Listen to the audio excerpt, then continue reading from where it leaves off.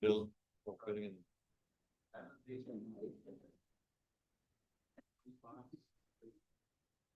Usually thumbs. Usually thumbs are.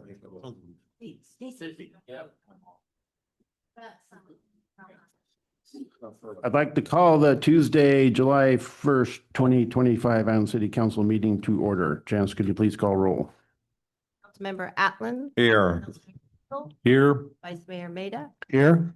Rose. Here. And Councilmember LePane's out tonight, For a closed session. just for Probably, closed session. Okay. All right, we have two closed session items tonight. One is conference with real property negotiators, Castle Oaks Golf Club. And the second one is conference with legal counsel anticipated litigation. Any public comment on this before we go into closed session? Seeing none? Zoom chief? Go ahead, Jack. With regards to item number one, the conference with real property negotiators for the Castle Oaks Golf Club, I will disqualify myself from this item because it is reasonably foreseeable that my real property, which is located in the city of Ione and within 500 feet of the project, will be materially affected by this decision. All right, we'll be back.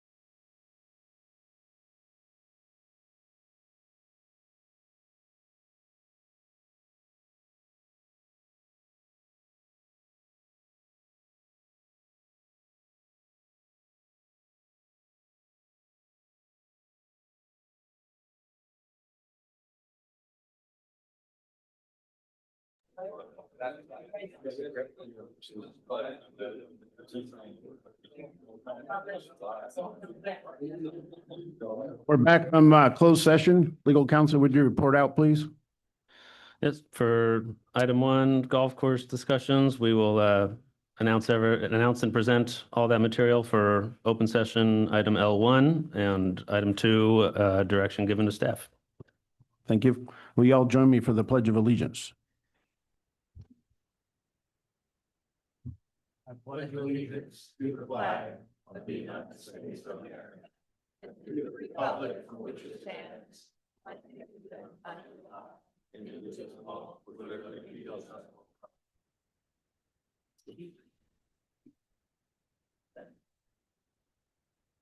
Can I get approval of the agenda, please? Move to approve the agenda. Second. We have a first and a second. All in favor, say aye. Aye. Aye. Opposed? Ayes have it. Item G is going to be tabled to the next meeting of the presentation. Can I get it? I will open up to public comment, items not on the agenda. Does anyone want to speak on items not on the agenda? Yeah, good afternoon. My name is Derek Baker. I live at 306 Eagle Drive in Ione. So it has come to my attention that the softball complex is not part of the master plan CIP Parks and Rec project by jurisdiction used by the BOS to allocate funds. Why, I don't know, but I'm asking this council to correct this oversight by approving the softball project and by submitting it to ACRA supervisors to add it to the CIP master plan. In my research, I found that the city council did this process with the tennis courts back in 2019 prior to accepting the ACRA funds for building them. The softball complex is on the Howard Park master plan and should have been included. I have here the costs for the softball complex, estimates for the first phase of the project and general costs for the entire projects. I do expect this to be a multi-plan or multi-phase project.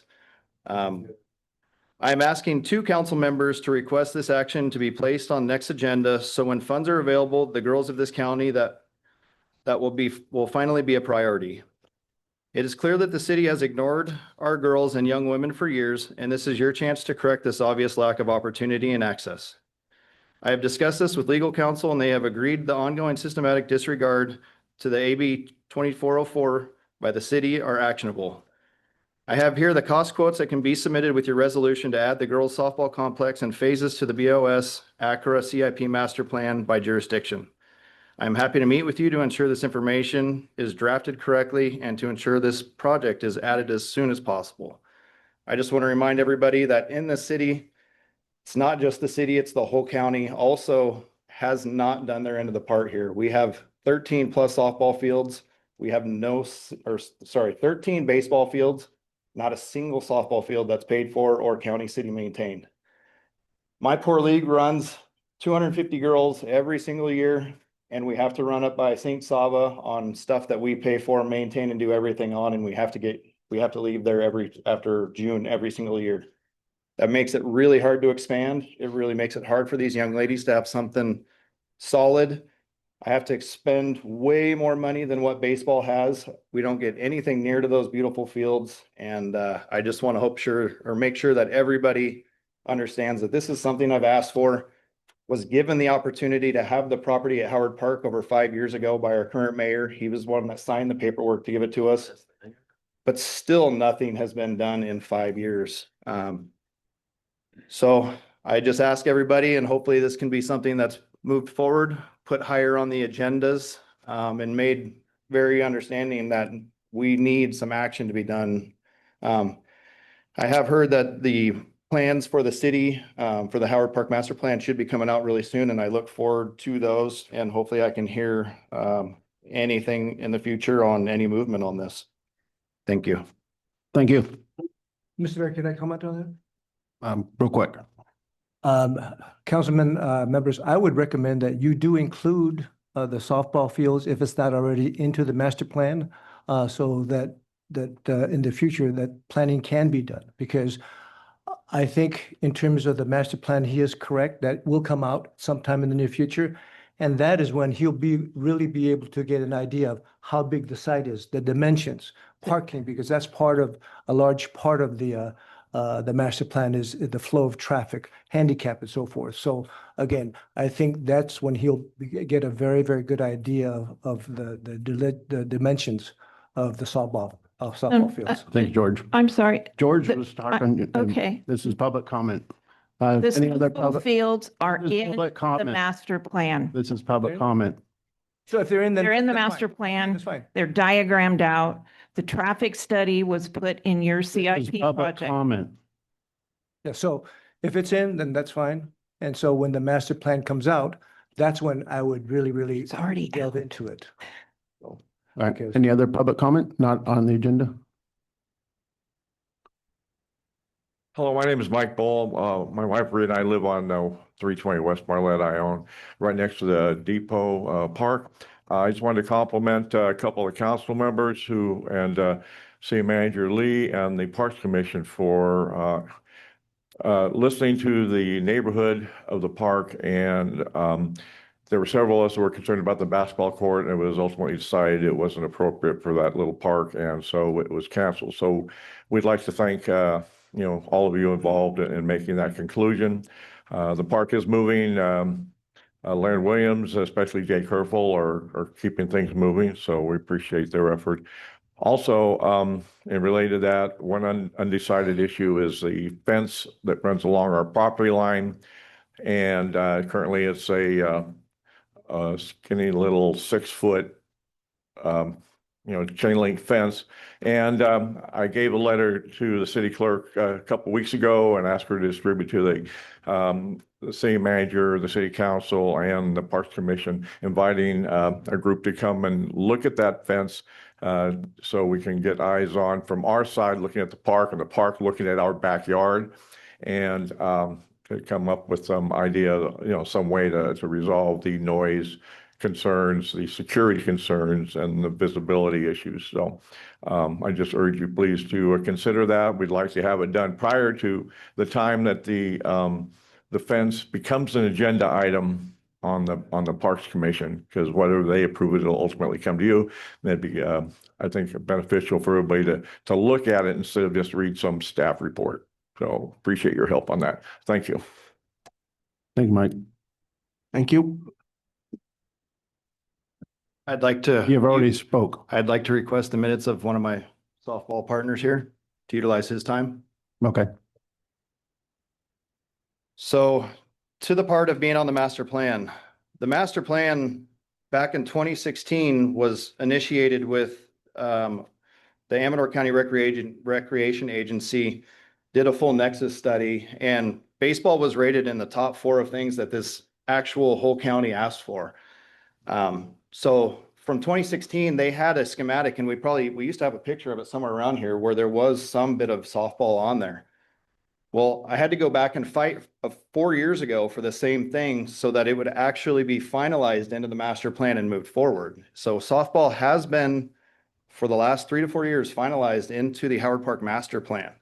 What I'm asking is 2 council members to move this forward so that we can make sure that I'm on the same forms and same pages as everybody else gets the opportunity to be to accept money from ACRA.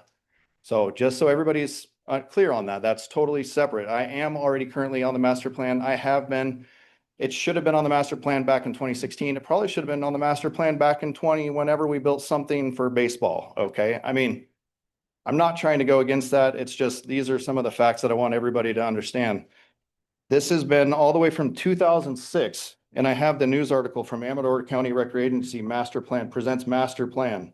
The 10-member board that oversees the Amador County Recreation Agency recently approved the Recreation Master Plan. This is a significant milestone to develop the countywide agency, which under the direction of Tracy Towner Yep has grown by leaps and bounds. This report discusses the need for parks and other recreation facilities within Amador County, as well as contains a summary of findings from the youth and adult surveys. 8 public workshop meetings and contacts with individual stakeholders have been conducted countywide for the last year. This is back in 2006. We were talking, and you can look in here. It's talking about the need for softball fields. This is going on from 2006 And clearly, we still haven't done anything. So this is where I went to Parks and Rec the other day and asked for that $50,000 because we need to be, everything adds up, guys, and we got to start somewhere. And that's what I'm asking for is we got to start somewhere. Josh, can I ask you a question real quick? This is public comment. You're not asking questions. She can ask questions. No, you're not. Point of order. Legal counsel? There's, when I there is no clarifying questions should be welcome, but it's the chair not recognizing the It's a speaker. clarifying question. We have, at the end of our agenda, future agenda items that council talks about. Can we do it then? yes. I know we can Yes, do it that's then. when you do it. That's when we do it. Of course. Well, we've never really done it in the past, so I'm Yes, just, we have always done it in the past. my God, I'm just gonna be wrong on everything. Okay, next public comment. Larry Rhodes, 125 North Arroyo Cycle Street. I'd like to bring up two councilmen last time got on my son about not Title 22, didn't bring it up. You were the mayor, you never brought it up. He was the mayor one time, brought it up. He was on a sewer committee meeting, probably 12 years, never brought up Title 22. And you get after my son for not putting it on the agenda? Give me a break. Thank you. Any other public comment?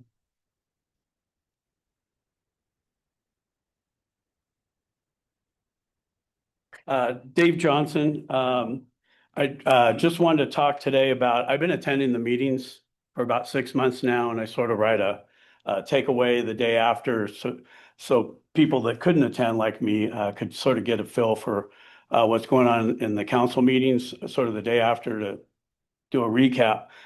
Some of the things I'm concerned about, I originally started attending just because of the golf course. I wanted to sort of see what that was coming out as, but through time, I'm finding things that seem to be done back, what I would consider to be backdoor, and they're not done in the light of day. So a couple of things I wanted to bring to your attention was apparently there was a landscape thing done at Castle Oaks that the person that got awarded the contract isn't even a licensed contractor, and it wasn't put out to bid to anybody. So I guess my 2 cents is to the city attorney and the city manager, how do these things happen? How is somebody that apparently has a conflict of interest, he works somewhere else, gets that bid?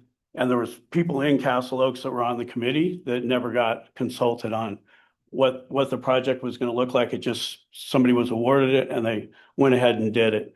The next thing I have was this easement that we were talking about between US Mine and Amador Water.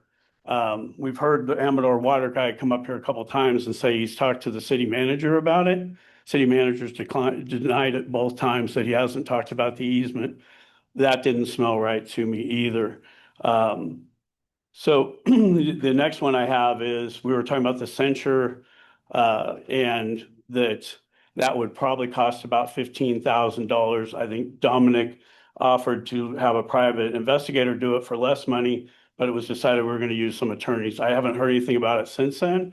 I'm deathly afraid that that's gone way over $15,000 because it hasn't been talked about. So I don't know what the budget is on that. My next thing is, when I started looking up the city, when I look at your salaries, what you guys have approved for 2024, 2025, when I look at the city manager position, that was $135,000 to start, which you did start the city manager at that. He had no city management experience. 8 months later, you take that from 135 to 180. The maximum on the city website is 160,000. So I don't know where you guys got the extra 20,000. I'm a little concerned that the city attorney is not paying attention to this, because he also went from up to 180,000, which is 20,000 over, but he also got 18 months severance. So that's another $270,000 if he leaves the city. The first contract said 3 months. The other thing I looked at was in the original contract, it said he could work 4 days a week while he transitioned. My understanding is this person is still working 4 days a week now. So even at 135,000, that comes to 162,000 that you guys authorized for a 4-day work week. That's over your budget. Okay, at 180,000, that turns out to be 216,000. You're compensating somebody to work 4 days a week. And you give them 18 months severance on top of that. You got 30 minutes, 30 minutes. seconds, excuse me. Okay. 30 seconds. You going? So my concern is, how did the city attorney write that when he violated? You have steps 1 through 5 for compensation. This is step 8. It's not even on the sheet. You don't have anything that says 180,000. So I noticed that Allison voted against it, you abstained, but the 3 of you voted for it. I don't know how you vote for something that's more than your budget without voting in a budget first. And how does somebody get a 1.5 year severance if they disconnect with? Your time's up. And Marsha? Okay, so. Continue. So what I'd like to suggest is somebody needs to look at this, and I don't think it's you guys. I think we have to go outside of you guys, because I don't know how you give somebody a $20,000 over the city budget money unless the attorney's office is going to pay for it, because it seems to me that's his responsibility. When I owned my own business, I had attorneys keep me in a safe harbor, so I didn't do stuff like this. Somehow it got through there, and I saw the city attorney's the one that wrote the offer. So he wrote the 180,000. He also gave him 18 months severance and extended his contract 2 more years on top of that in a 3-person vote that just sort of got swept by. As far as I know, this person is still working 4 days a week now. He had Fridays off and now he's taking Wednesdays off. So for a 4-day work week to pay somebody 180,000, that ends up being 216,000 at a time when the city is saying they're running short of funds. We're giving this kind of money. It doesn't make any sense to me. So I want to make sure people knew about this. He jumped up 45,000. So he was only here 8 months. Didn't even come up for annual review or fiscal for July 1st. 8 months, he jumps up 45,000 and $236,450 in severance after 8 months and 2-year extension on his contract. And what I've seen is deny about lien, don't know about this, oh, I cut red tape. What I don't see is that he's keeping us in a safe harbor as city manager to make sure we're sending notices out to people that are within 500 feet of a proposed basketball court or this or that. It's, oh, I just want to cut through the red tape and get through it quick. So I don't see the performance that warrants that. Even if you had been an ex-city manager, to go past 5, at 5, it maxes out at 160. You gave him basically 8. It doesn't even exist on paper, the raise you gave him in that severance package. I think, and I'm not an attorney, but I think that vote should be null and void because it doesn't honor anything you guys have on paper here, and nothing was voted in before that. So it seems to me either the law office or the city manager owes this city some money because that was never voted on or approved. And as far as I know, you guys don't have a budget today. We're in the first day of the new year. There is no budget that I could find for salaries to pay anything right now. So we're way behind on that too as the city. I haven't seen any votes or any budget proposed. So that's my 2 cents. Sorry if I went a little long. Thanks for the time. Thank you. Any other public comment? Items not on the agenda? Got anyone on Zoom, chief? No. All right, we'll close public comment. We have moving on to consent calendar. Can I get an approval of the consent calendar? I'd like to pull the warrants for discussion.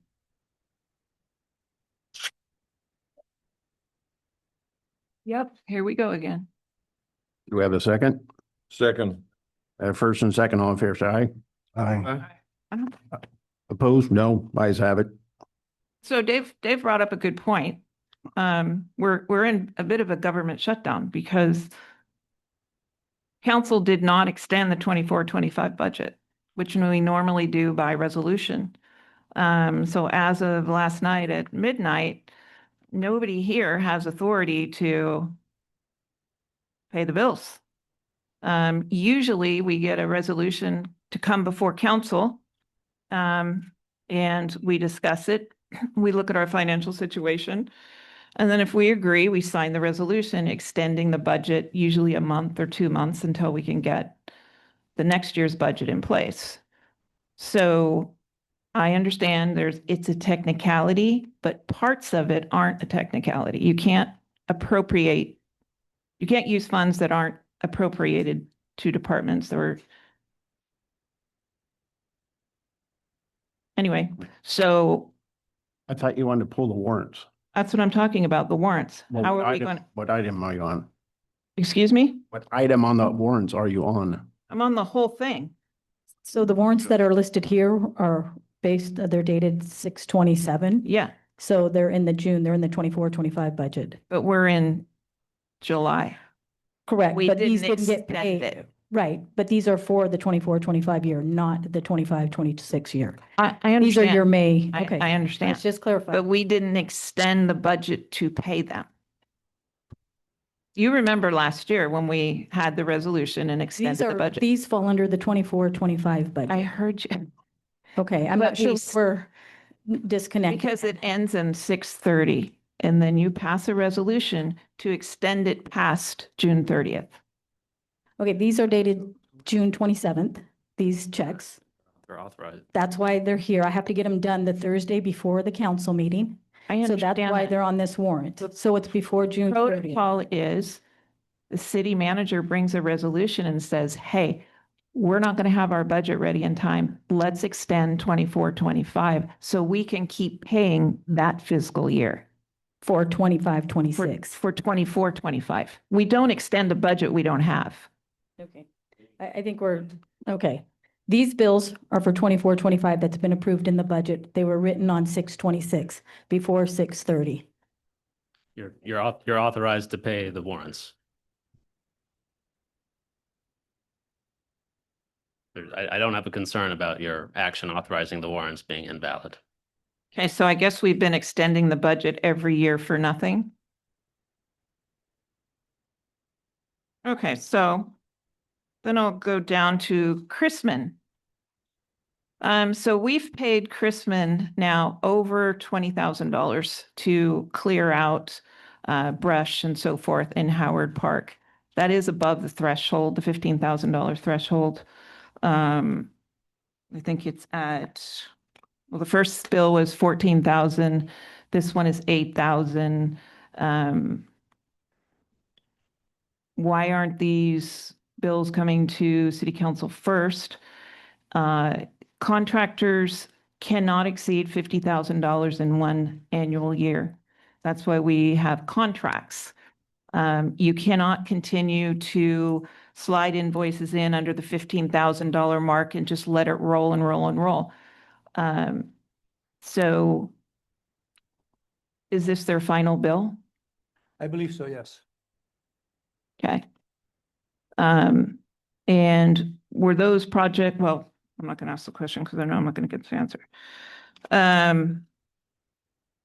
So on iWorks, this is the computer software program that we've had in place for years that we didn't use. Andrea, is this the one that you talked about at the last presentation? The $4,500 per month. So the iWork is $4,500 per year for the public works that hasn't been used, and that's the one that I requested to be canceled because I was aware they were not using it. We had signed a 3-year contract. This is the last year on that. So this is the one that is due and payable, and we sent in our 60-day notice to cancel. So it is not per month.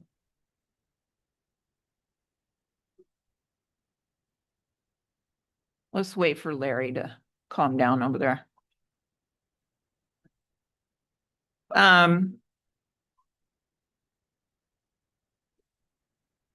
Last, Josh, how much on your invoicing here is doing staff duties? Writing staff reports, polling council members for special meetings? Very little. Scheduling, I wouldn't bill for that polling time. You wouldn't bill for it No. to write staff reports? Well, if it's my item and my staff report, then I'm Okay. drafting the I staff just- report. I remember having a conversation with you on that. And you are performing HR services for us now? I learned that recently too. You learned that recently? I think we have to give direction for you to do that. But we have not had really HR matters come to us. That's unfortunate. All right, there are multiple other items in here. But I'm gonna hit a dead end, so, oh.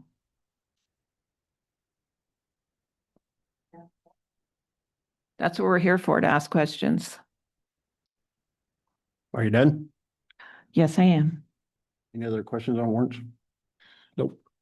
I have none, thank you. All right, open up public comment. Yeah. Open up the public comment. Well, this is on the warrants. Larry Rhodes, I'd like to speak about, I looked under the warrants and I see where that solar panel that was supposed to make us so much money cost us $10,000 last month. I remember they would run the tertiary plant for $4,000. We paid them $10,000 for This that is a solar warrant? plant. I mean, this is ridiculous. That's supposed to make us money, but I found out also when he's making generation and the tertiary plant ain't running, that's going on the grid. We don't get a dime for it because in multiple municipal districts considered industrial, they don't get paid anywhere in the state. It's all free. Thank you. Any other public comment? Anyone on Zoom, chief? Nope. Close public comment. All right, get a motion to approve the warrants. I motion to make a motion to approve warrants. Second. We have a first and a second. All in favor, say aye. Aye. Opposed? Nope. Ayes have it. All right, moving on to public hearing. Introduction and waive first reading by substitution of title only ordinance number 535, CAL FIRE. Good evening, council, mayor, members of the public. Thank you for having me here tonight for the presentation of the information. My fire marshal, Debbie Mackey, and myself have been working long hours on this with CAL FIRE, trying to come to a resolution. The resolution is that this is a mandate from the state of California, and the city has no choice in the matter other than to adopt the resolution. We have 5 years to put in additional input for corrections. Otherwise, they go to the highest level and change us back. So this is only an advisement to the council and open up for review period for the public to comment. With the information that after tonight will be available starting tomorrow on the city website, our Facebook account, here at City Hall and also at the fire station. We'll be open for public comment. So we're going to collect comments and data during that time period and then present it all to the city council on the 15th, hopefully for your approval of the ordinance. We have to have this submitted back to the California Department of Forestry and Fire Protection by the July 22nd deadline. The fire hazard severity map is required under the governor's orders and is found under the Public Resource Code 4202 and the Government Code 51178, requiring both state officials and the local government to determine a fire hazard map, not a fire risk, but a fire hazard map. The modeling used to determine this is done by the California State Fire Marshal's Office with the latest technology. The maps and who's responsible for these areas are divided into the SRA, which is state responsibility area, and also the LRA, which is local response area, which would be the cities. And that only includes the incorporated cities. The maps are figured out scientifically through the local wind factors, our terrain, our topography, our fuels, our embercast, and our flame lengths, and any of the fire history for the area. The different zones are divided up into the very high, moderate, and not zoned. The city has been participating under the building and fire codes since 2011 with the WUI, known as Wildland Urban Interface, requirements for all new construction, and this will now include and encompass the entire city. Chief, can you have it up there? If you guys can observe the map up on the screen, the red is the very high hazard area. The I guess orange would be the high hazard area. The yellow is moderate and the white portion there is not affected or not zoned, which means it's out. Problem with the map is that if there's red in your jurisdiction, then it affects everybody throughout the city. So the upper corner there is all state property. The bottom corner has about a literally one lot size, and it's where the water tank is up on Sage. So the rest of this area here is directly affected in this map because of the red. So any alterations that we request for that map change, it will alter it to the higher level instead of the lower. That's why it's vital for us to correct this, but we have to do it over a 5-year period. And it takes the council resolution to adopt this at this time so we can start working on that. We've already started taking measures in our areas to work with the landowners in these areas, as well as our upgrading in some spots, our weed abatement ordinance, which has covered a majority of the new requirements set forth under the map. So the map overview was presented in 2025. Again, it's very high, and moderate areas, as you can see there, and it's done by the vegetation, topography, and fire history and climate data. The purpose of the map is to inform wildfire mitigation strategies, building codes, and defensible space requirements, and to enhance public safety. This is a state mandate, and the state of California, under the governor's agreement and direction and the government code 51-179, requires that the city adopt the fire hazard mitigation map. And again, open it up for public comment, 2-week period, and then have it back to them for their file by the 22nd of July. Are there any questions that I can answer? And I'm asking the council at this time to hold the second reading or the second public comment hearing on this matter, and then adopt this resolution or ordinance in the next meeting of the month, in July 15th. Okay. Any questions from council? Nope. Thank you, Chief. Thank you, Deb. Thank you, council. All right, we'll open up the public hearing. Any public comment on this?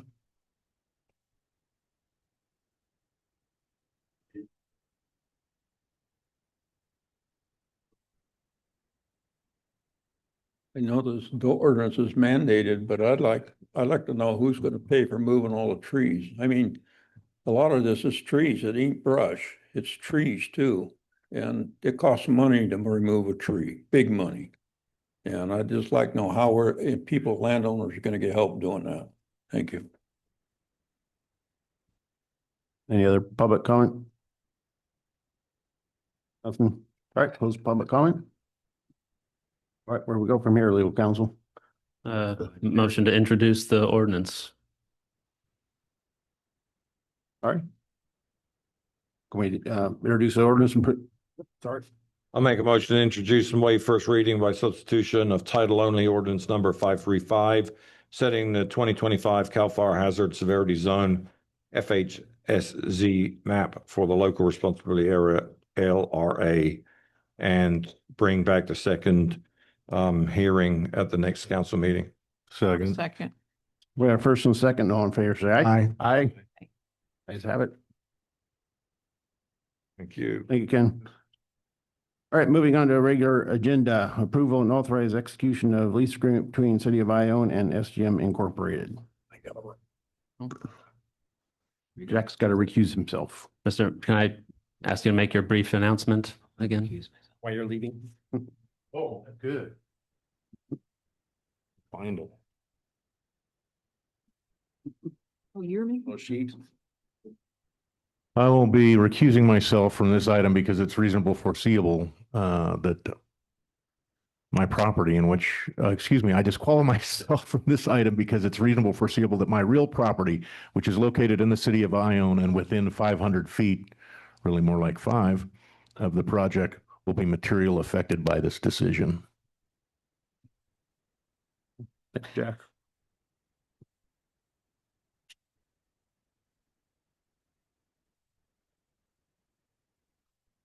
Thank you, Mayor, Councilmember. We are really pleased to bring this item to you this evening. I understand this has been going on for about a year now, maybe over a year. Our office was brought in the new year. Really appreciate the council's patience with me those first couple weeks as we got up to speed on this matter. We're happy to report that we're about at the end of the road here. Proposed for your consideration is a lease agreement between the city and SGM. Once the city entered into its short-term agreement with Mr. Hahn for assuming responsibility over the golf course while purchasers were engaged, Mr. Hahn identified SGM and entered into contract. At that point, we began discussions with SGM on a new long-term lease for the golf course. Those discussions and negotiations, we believe, went quickly, smoothly. Council provided direction throughout the process.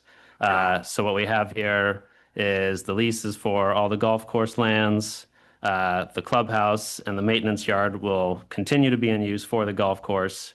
SGM would take over all responsibility from the city. The lease term is long-term, 50 years, with a 50-year option to extend. Rent is at $1 for the first 25 years, $25,000 for the next 25, and $40,000 for the next 50. There'll be an $800K commitment toward capital improvements, with $400,000 to be spent within the first 10 years.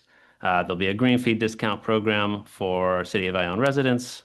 There'll be an annual water payment of $75,000 with increases or adjustments every 2 years. The parties will continue to explore efforts to upgrade the irrigation well that has been used as a supplementary source if additional capacity is needed beyond what the tertiary plant provides. And then there's termination provisions included as well, and the city still has a first right of refusal on the clubhouse and maintenance yard if it ever gets to the point, and we hope not, that SGM seeks to transfer their interest to a new buyer. So we're happy to reach this point. Other options were considered during the process, but we're happy to not be in court and be here with an exciting plan for the future. And I believe SGM's representative, Mr. Christensen, is here as well if he would like to provide any remarks or take questions from the council.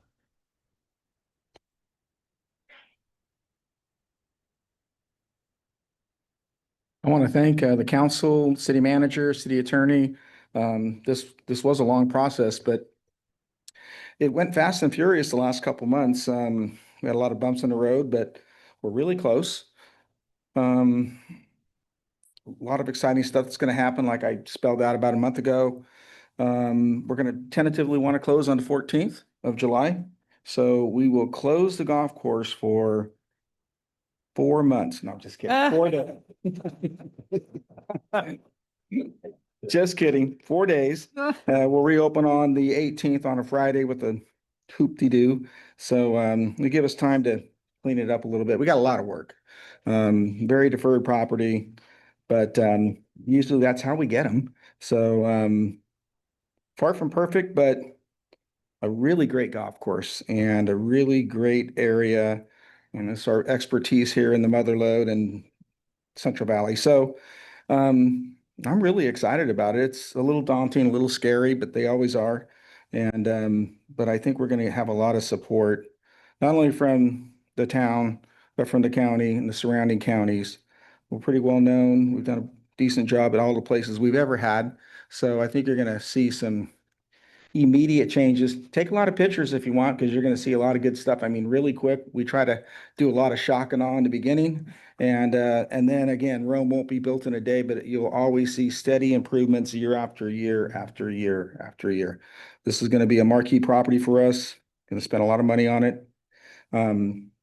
We had a job fair today for the existing employees, and if anyone out there knows anyone who is looking for some work on the golf course, maintenance, you name it, send them our way. We are hiring, and we're going to staff it up and run fast. So I'm happy to entertain any questions from council. Thank you, Jeff. Any questions? I have no questions. Thank you. Thank you, Jeff. Thanks.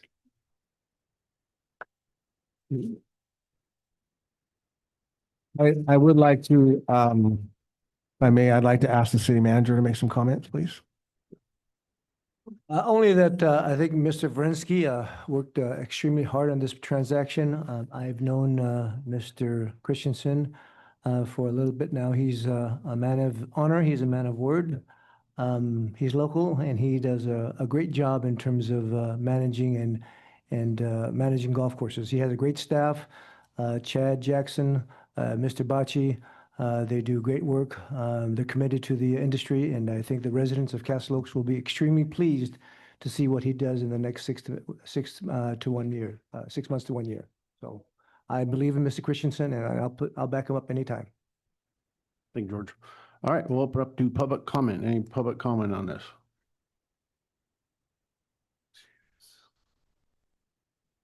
So, Dave again.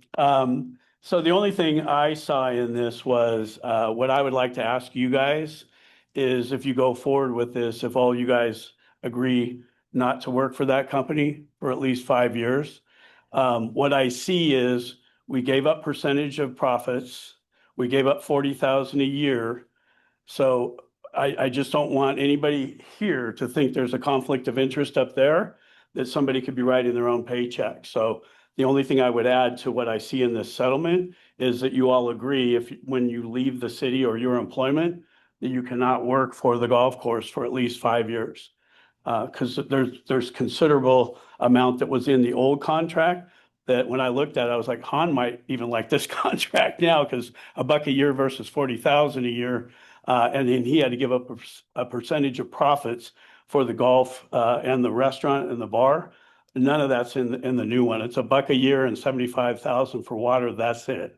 So the only other thing I had as a suggestion was, I thought it might be wise to whatever we pay to Water Howard Park, bill him for at the golf course. So the city would have a net $0 amount, but we're probably too far down the road in negotiation to do that. But I'd at least ask you guys, city attorney, city manager, and the council, that if and when you guys leave, you cannot work for the golf course for at least 5 years. That's my 2 cents. Any other public comment?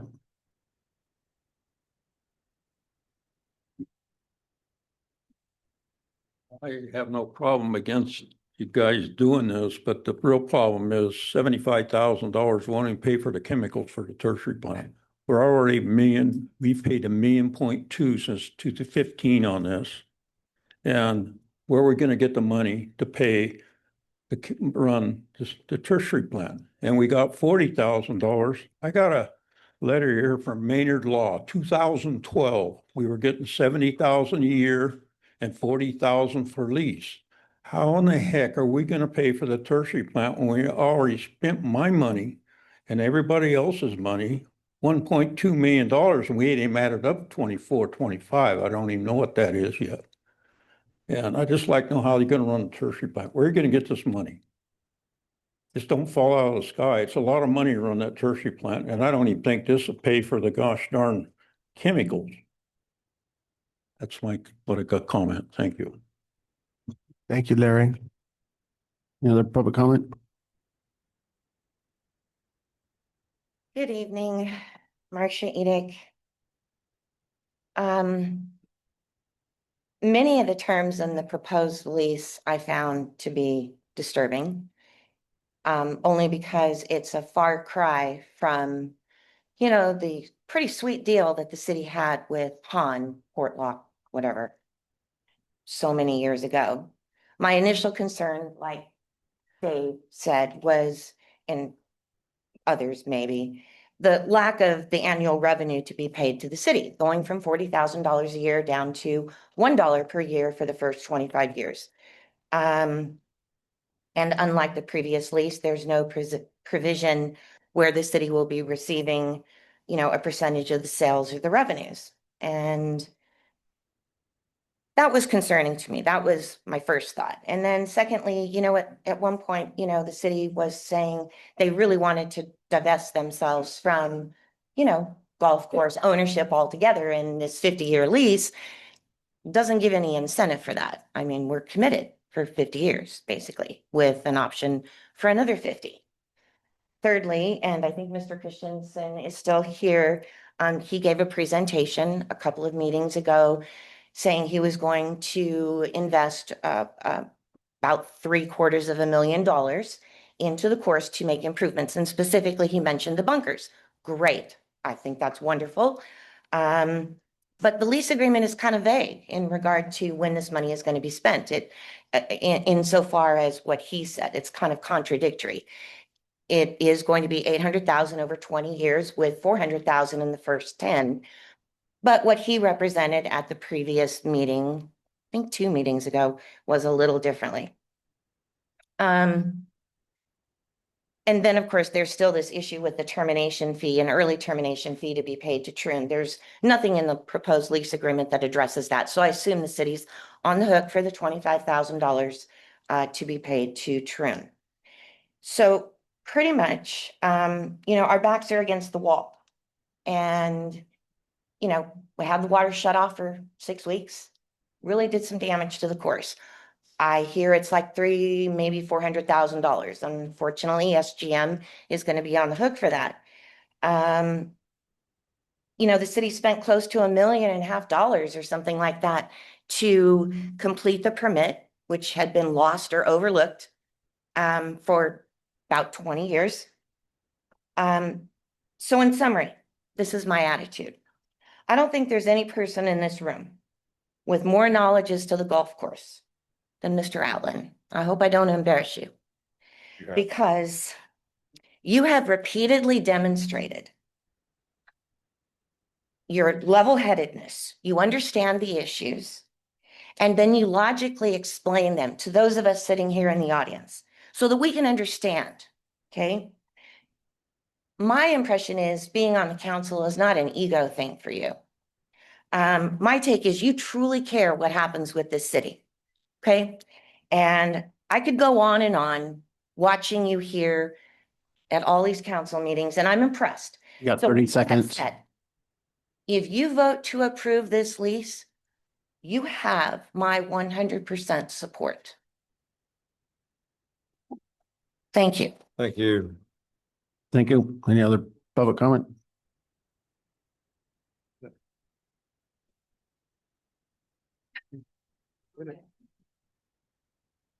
I just want to thank everybody who had anything to do with getting this golf course up and running. The water turned on.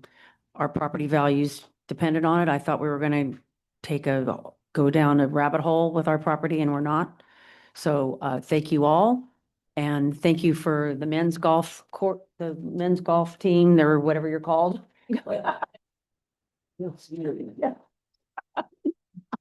Who had extra meetings with people to try to get this done, and to the residents of Castle Oaks who made their feelings known and to keep this golf course open. Thank you. Thank you, Patrice. Thank you. Elmer Rhodey, 621 Pleasant Valley. I also read through what we've got here, and the only thing that, other than what has been stated already, is I see nothing in here about tree mitigation. Okay, in the old contract, they were required to replace any trees that died. I think the last time we had any trees replaced on the course was about 2018. And that was the 2 trees behind my house. And that was just because my wife gave Dominic a hard time for about 2 years. It wasn't that long. I couldn't have taken it for 2 years. But I haven't seen anything else in there right now. Right now, we've got an awful lot of stumps laying out there all over the course that really need work done. As far as the $800,000, everybody's got to understand that's $800,000 worth of improvements to the course. That does not include equipment. That does not include any repairs or anything that they do on their property, on the clubhouse or anything like that. This is repairs on the course. This means fixing the leaks that we've got. I mean, the course would use a lot less water if we didn't leak it all over the place on there, and there's plenty of them there. And I just hope that Sierra has the common sense and good sense to hire our current maintenance manager out there because he is a worker. And Mike Lawman deserves an awful lot of credit for keeping that course going. I've known him for 20 years that I've been here. He's a worker, and that's what we need on there. Thank you. Any Elmer? Any other public comment? Close public comment? Anyone? Nope, close it. All right, can I get a motion? I got a couple of comments to make first. Thanks for the kind words. They're totally unnecessary, and I'm sure a lot of people in this room will disagree with you. So, but thank you very much. Yeah. First of all, I want to thank the residents that got the water turned on a couple of weeks ago, because without the outreach from the residents, it would still be getting burnt up. So, big thank you to the residents and also the staff as well, because of course they got to do the legal stuff, but without the pressure from the residents, I don't think it would be on. So thank you very much for that.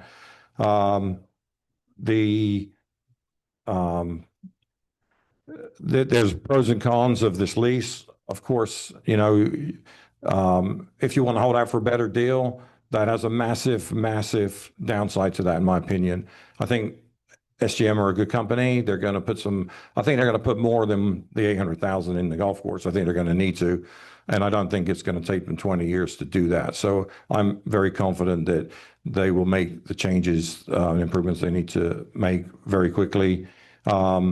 The reason that, you know, this is a pretty, you know, good lease is that there was a lot of damage in the last 4 years with the irrigation being shut off. I mean, there's no doubt about it. That's the number one. The course used to be in very good condition. This is not how the golf course has been for 30 years. This is just how it's been for about 4 years. So, and you can't keep it green and nice if you don't have any water. So, you know, again, the water is the main issue on that, and that's hopefully resolved now.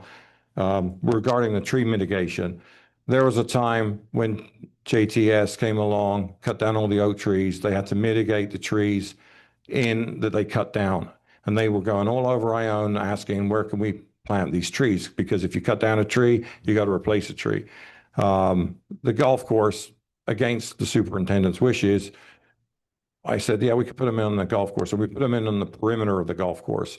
But when we did that, there wasn't any homes there. Okay. And so of course that's 20 years ago, and now they're all 30 feet high, and they, you know, drop branches in your yard, they die, and so on and so forth. But most of those trees that are stumps there are trees that were put in as part of the city mitigation. So I think they can be addressed with the golf course and the city on that. But I think this is a good deal for the residents, a good deal for the city, and I'm going to support it. So, and thank you for the hard work from the attorney as well. So, I'd also like to make a few comments, but Dominic stole my thunder here. But I'd like to say I think this is definitely the best agreement the city could get. I think it's best for the city. We saved a lot of money. We're not golf course owners. We didn't want that. We knew we could not afford it. We cannot operate this city and own a golf course at the same time and run a golf course. I believe we have a really great new owner. Frankly, I think we hit the lottery when it comes to getting SGM here. They have a proven track record. They're not a fly-by-night outfit. They're family-owned. Mr. Christensen obviously is very presentable. He's not hiding behind a suit and a tie. You can tell he's a working man over there. So I'm very optimistic about the future. I also would like to thank the public for your patience. I know it's been a hard time to be patient during all this. It has been for us too, myself personally, and I believe we never wavered in our desire as a council to try to get this settled.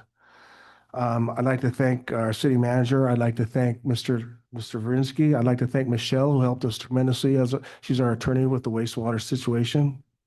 I'd like to thank all the fellow council members. I'd like to thank Chief Alfred. Chief Alfred was with us when we met with some of the senior men's group to try to open communication with Ernie Fernandez and Kip and such. City staff, I'd like to thank them also. It's been a long journey but it's been a truly collaborative effort. So I'm happily want to support this and I will be voting for it. And I have Mr. Christensen and SGM has my complete confidence and my support. Thank you. Anything, Councilmember LaFane? Well, I'd probably get censured for saying it, so I won't. And go ahead and say it. I'd like to thank me.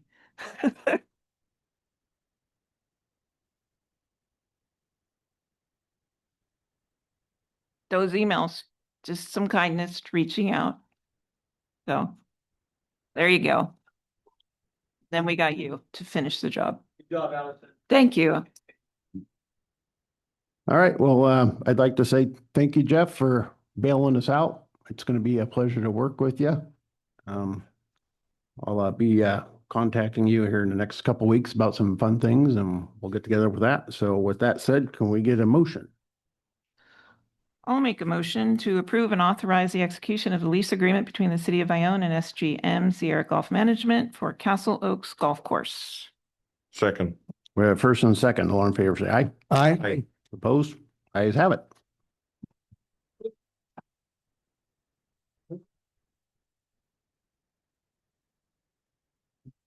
Mr. Jeff, you want to come up? Would you indulge us in And a? Andrew, can you sign? get Councilmember Mitchell back in here now that the vote's over?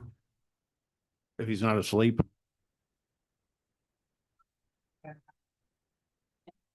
We're taking a recession for 5 minutes. Yeah. Yeah, you want to take one too, though? Wheel going up.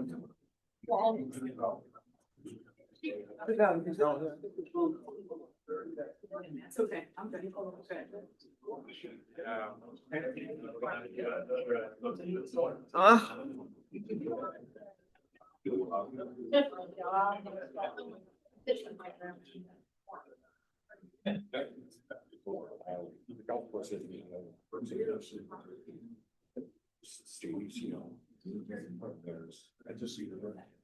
That's not quite an argument.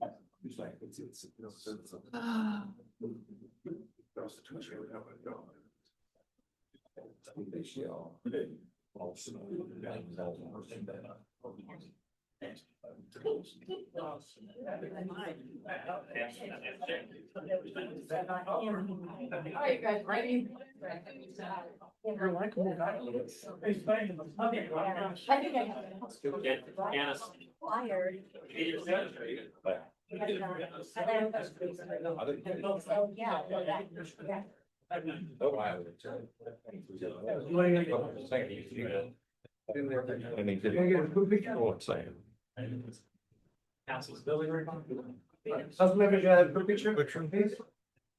Oh, seriously?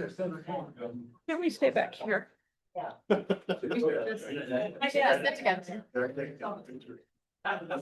Yeah, don't worry.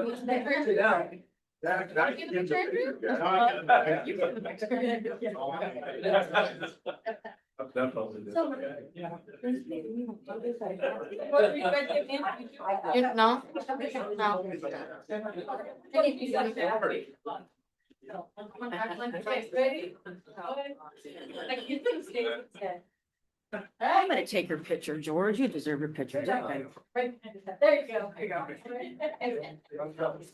right, I think we got it. Thanks for grabbing all that.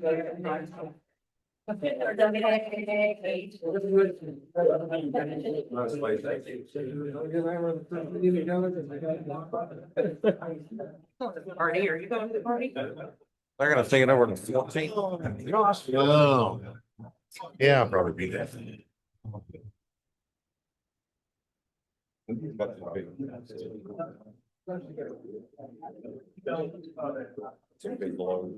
All right, we're moving on to item 2, discussion action on purchase of new pump for sewer lift station. Thank you, Mr. Mayor, council members. Background, during the first day of the Teresa study that was completed in April 2025, Pump number 2 at the Castle Oaks lift station failed. This pump was removed by Shape Inc., who generously provided a loaner pump at no charge. The Castle Oaks lift station is a critical piece of infrastructure which is responsible for conveying all municipal wastewater, as well as the tertiary filtered backwash water from the tertiary treatment plant to the wastewater ponds. Given its high workload and importance to the system, reliable pump performance is essential.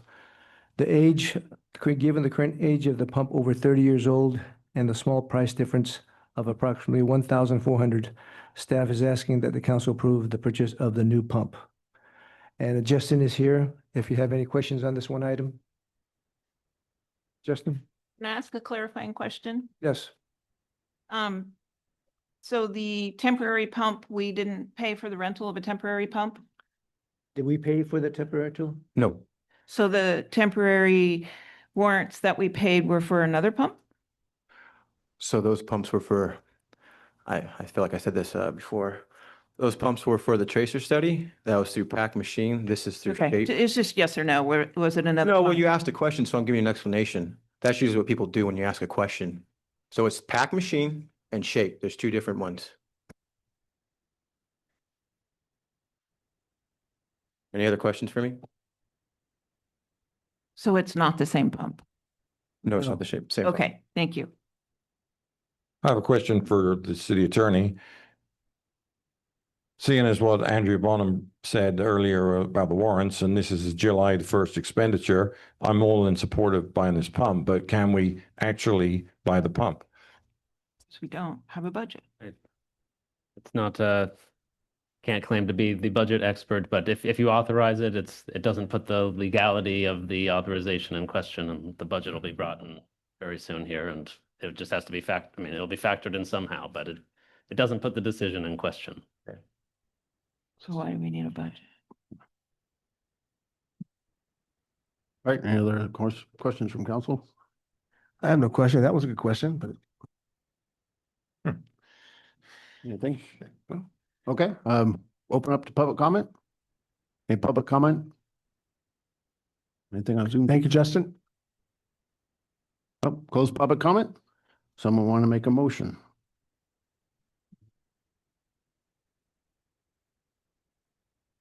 I recommend we approve the purchase of a new pump for the Castle Oaks lift station. Second. We have first and second. All in favor, say aye. Aye. Aye. Opposed? Ayes have it. Moving on to item 3, discussion action to allocate $50,000 from the Amador County Recreation Agency for improvements at the horse arena at Howard Park. Thank you, Mr. Mayor and council members. In June, we brought forth a request to accept funds allocated from ACRA for the installation of a basketball and tetherball court at Train Depot Park. After some local opposition from area residents, the council forwarded the request to the Planning Commission for their comments. After further outreach to other residents in the area, it became clear that this project would have further opposition.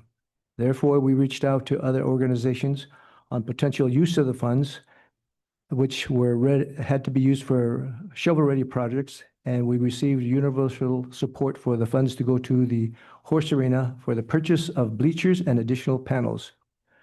I recently went back to the ACRA board, and they unanimously approved the reallocation of these funds to the horse arena. The board approved the reallocation of these funds as they were for the horse arena, which were part of Howard Park, which serves people in the region, and more specifically because it was shovel-ready, as the funds has to be used quickly, as they were from previous funds in the ACRA. Right now, as it stands, after talking to Mr. Spitzer, there's about $150,000 left of those funds, and it is reducing rapidly because other cities are approaching to get those monies. So again, they were gracious enough to do this because at this point in time, we are not ACRA members. We got out of ACRA several years ago. So they have been very gracious in working with us. And so I highly recommend that you not lose this money. I feel for Mr. Baker. I think Mr. Baker's time will come with respect to the presentation of the master plan, where the dimensions of the softball fields will give him the opportunity to get engineered drawings and so forth to move forward to the next step. But again, these funds were for shovel-ready projects. Any questions? Questions from council? Clarifying questions on your staff report. No. What organizations did you reach out to get universal support? IBCA, the Horse Arena Committee, Mr. Gold, Ione Picnic Association. The Horse Arena Committee was not reached out to. I reached out to Jeff Gold. He's part of the Horse Arena Committee. There's only, well, there's members of the horse committee here. I'll let them speak to that.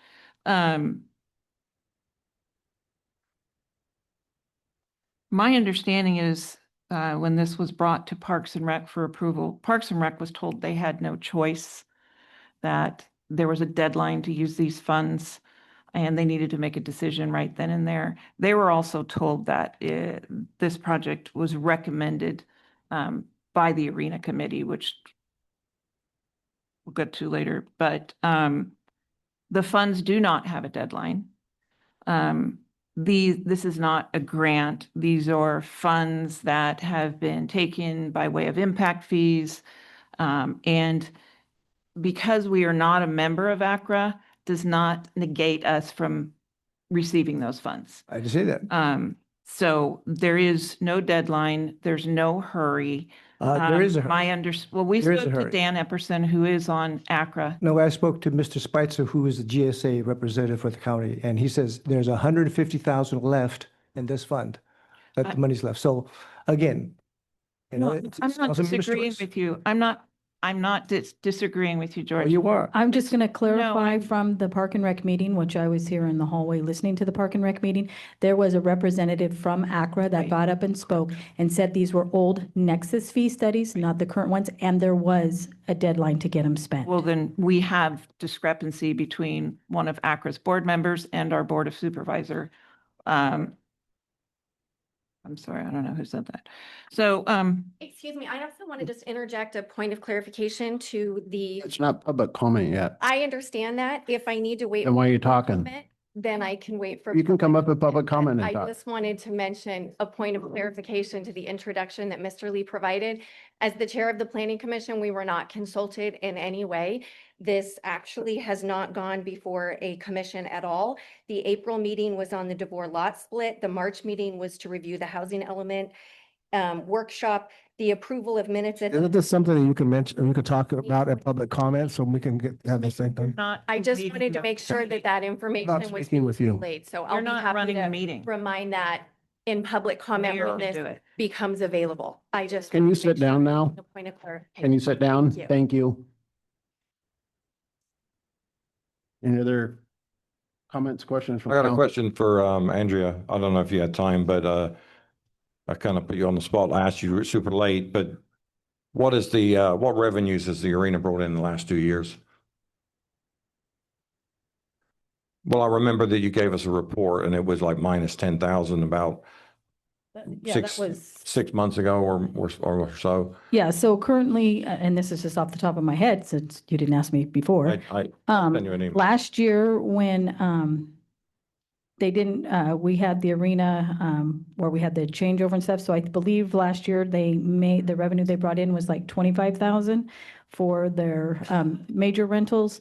And then they had their day rentals. So I don't have the number off the top of my head, but at the end of the meeting, I could if you want to wait or give me a heads up.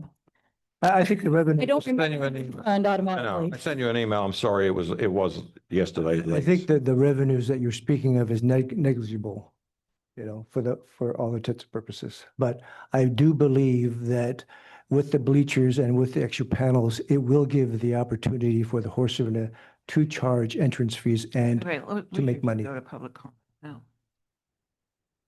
And in answer to Ms. Hoyska, I did not take it to the planning commission as directed because, again, It's a point of order. I read the tea You're leaves. not running the meeting. I can call a point of order, Josh. Can you recognize it, please? Yeah, well, the chair has to recognize, what's the reason for your point of order? This is council comments and then public hearing, public comments. It's not explanation of staff reports. Council members during their comments can ask clarifying questions of staff. But we didn't ask it. Well, I did. the mayor recognizes or asks a question. Okay, I would just like, when someone calls a point of order, you Sure, yeah. recognize it. If he wants to turn it down, that's fine. So you have to state your reason for the point of order. Well, was telling you, it's not, this is council comments. Now we're having dialogue back and forth with the city manager. That can, So that can, shoot that it can down, happen. fine. That can happen during council member comments. Continue if you have anything. No, else, George. Ms. Hoyska is correct. I did not take it to the planning commission primarily because I read the tea leaves. In doing some more investigation, there was going to be quite a bit of opposition. So again, why go through a process when I knew time was of the essence to get something? And Mr. Adley even admitted that it was going to get turned down. So again, why should I waste the city's time and efforts and funds to go through something that I knew was going to get turned down? Because it's a So- process. Again, I chose to take another route to save time and not lose out on the funds that were granted by the ACRA. So again, but Ms. Hoyska is right. I did not take it to planning commission. Thank you. All right, we'll open up to public comment at this time. Thank you, Mayor, for granting me my 4 minutes to speak. As I was saying, the Chair of the Planning Commission, Mr. Lee, was introducing that he did bring the item to Planning Commission for comment. I was simply asserting that that just did not happen as represented in the narrative provided. In fact, I called in to the June 17th City Council meeting and likewise used my 4 minutes appropriately to make a public comment that what was being represented as taking place at the Depot Park was not following the municipal code. I simply interject these things because we are representatives of the city. Some of us take those matters seriously, and I don't appreciate being advised in this forum that things were taken before a board that did not actually take place. I appreciate you owning that you circumvented the process. This is my second comment on that matter accordingly. It's all I'm going to say at this time. Thank you.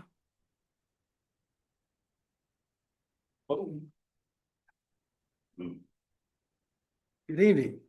Good evening. Is public comment over? Aside from everything that was already said previous to me standing up, my name's Jeff Gold. I've been a resident of Ione for 55 years as of today. Happy birthday. Happy birthday. Thank you. Now, aside from that, short story, 1977, I got on my first steer here at the Ione Arena. Chucky Bonham held it for me. I ate a lot of dirt and, got bucked off, but that's where it starts for me here in Ione. The arena, as kids growing up, we didn't have a place with bucking shoes. We didn't have the bleachers. We didn't have all that stuff growing up. So we snuck around and maybe or maybe not herded somebody's cows up to get our practice in. Now we have an opportunity here, and there's some great young ladies here that are here to represent the rodeo community.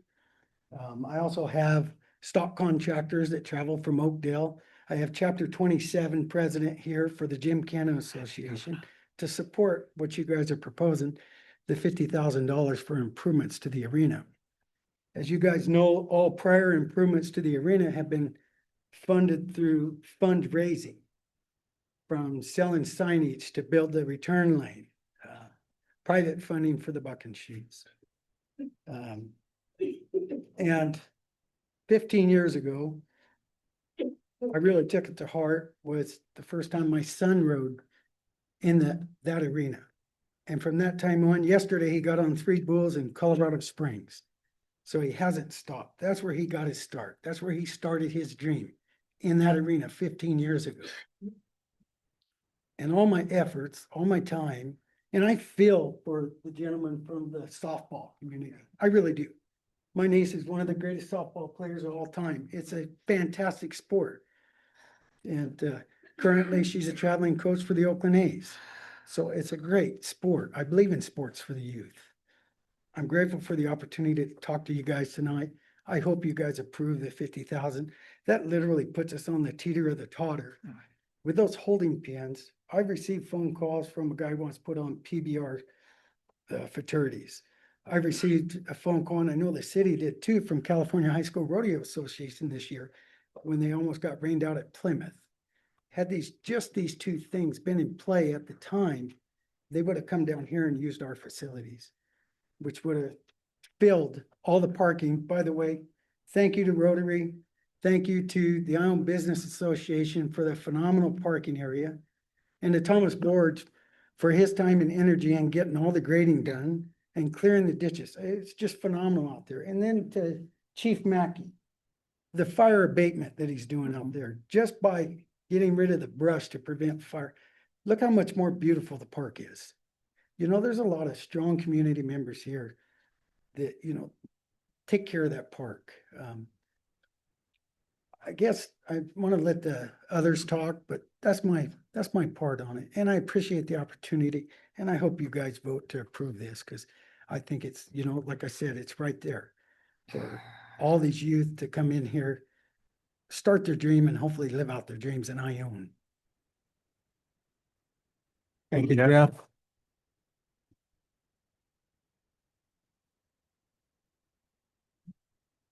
Good evening. My name is Taylor Tollett, and I am the current Amador County Fair Rodeo Queen. And I want to quickly share with you why I believe these funds should go to the Ione Arena. In May this past year, I had the opportunity to participate in the Ione Homecoming Rodeo, and I got to run the American flag, and that is a moment that's going to stick with me my entire life. I've never felt such pride as I did that day running that flag with everyone that I've grown up with watching me and supporting me, and it was really a life-changing moment, and I know that so many other competitors have had those same impactful moments in that arena. And I know if we get the bleachers and the chutes, then it'll continue to grow our rodeo, as well as more community members being able to get involved and support this rodeo and just really see how impactful our rodeo is to so many people. Thank you. Thank you. Good afternoon. My name is Cooper Cheatham, and I'm a current contestant for the Amador County Fair Rodeo Queen. For the past 2 years, I've watched two of my closest friends that were both queens run the American flag. And for Taylor, it's a moment she'll never forget. But for me, watching two of my best friends, it's a moment I'll never forget for them. And I would just love the opportunity for everyone to have that feeling to see some of their closest people run that American flag. Thank you. Yeah. Good afternoon. My name is Holly Withrow, and I'm a current contestant for the Miss Amador County Fair Rodeo Queen. And I got to experience my first Ione Homecoming Rodeo this year, which was super fun, and I really enjoyed seeing the whole community come together. And I believe if we got more chutes and bleachers, that more community members can come and watch comfortably and enjoy it from a safe spot. Thank you. Yeah. Good evening. My name is Jalen Lopez, and I was the 2023-2024 Amador County Fair Rodeo Queen. And I'm just kind of going to add on to what Taylor said. As the Amador County Fair Rodeo Queen, you only get to carry the American flag at the Ione Homecoming, and that really is a special moment. And personally, my roots go deep down in Ione as being a Native American, and I would just like to say that everything can add on into safety. Having to push people out of the entryway because there's no seating for everybody is really dangerous, especially with the kids and getting horses through. There's plenty of hot horses there, and anything can happen at any moment. So yeah, that's all I wanted to say. Thank you. Thank you.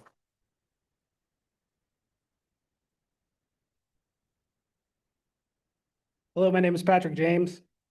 My wife and I own and operate Walking Lazy J Rodeo Company. We've been in the business for 24 years. These young ladies are a hard act to follow, but what I can tell you is I've been involved with professional bull riders, PRCA rodeos, high school rodeos, junior rodeos, bull futurities, horse futurities, reining events, and cutting events. I'm just going to get down to the nuts and bolts. I hear a lot of dollars and cents getting thrown around up here. Well, this is a good way for Ione to start to generate more revenue for their businesses. Because if any of you are familiar with rodeo people, or let's call it the Western sports industry, they spend money and it is expensive. They're going to blow tires, and they're going to be at your tire shops. They're going to be at your grocery stores when they come here for a 3-day long high school rodeo. They're going to be here shopping across the street at the tax store. So I'll leave you with this. I think the reallocation of the funds is a great idea for the pins and the bleachers. The more people you can get in the seats for whatever event it may be over there will be good, nothing but good for this city. You have a top-notch facility, beautiful arena over there on top of all the tree removal and brush trimming that happened this last year. I've seen arenas in Georgia. I've been to Las Vegas for the World Finals. I've been to the Cow Palace, and I can tell you this, there is no covered arena within 2 to 3 hours of driving, and this is needed. The more people you guys have coming into your city, which you're all well aware of, is more tax revenue, more revenue for your business owners, and that revenue can be used to help youth sports like new sports fields. So thank you for your time, and I hope you approve to reallocate the funds. Thank you. Thank you.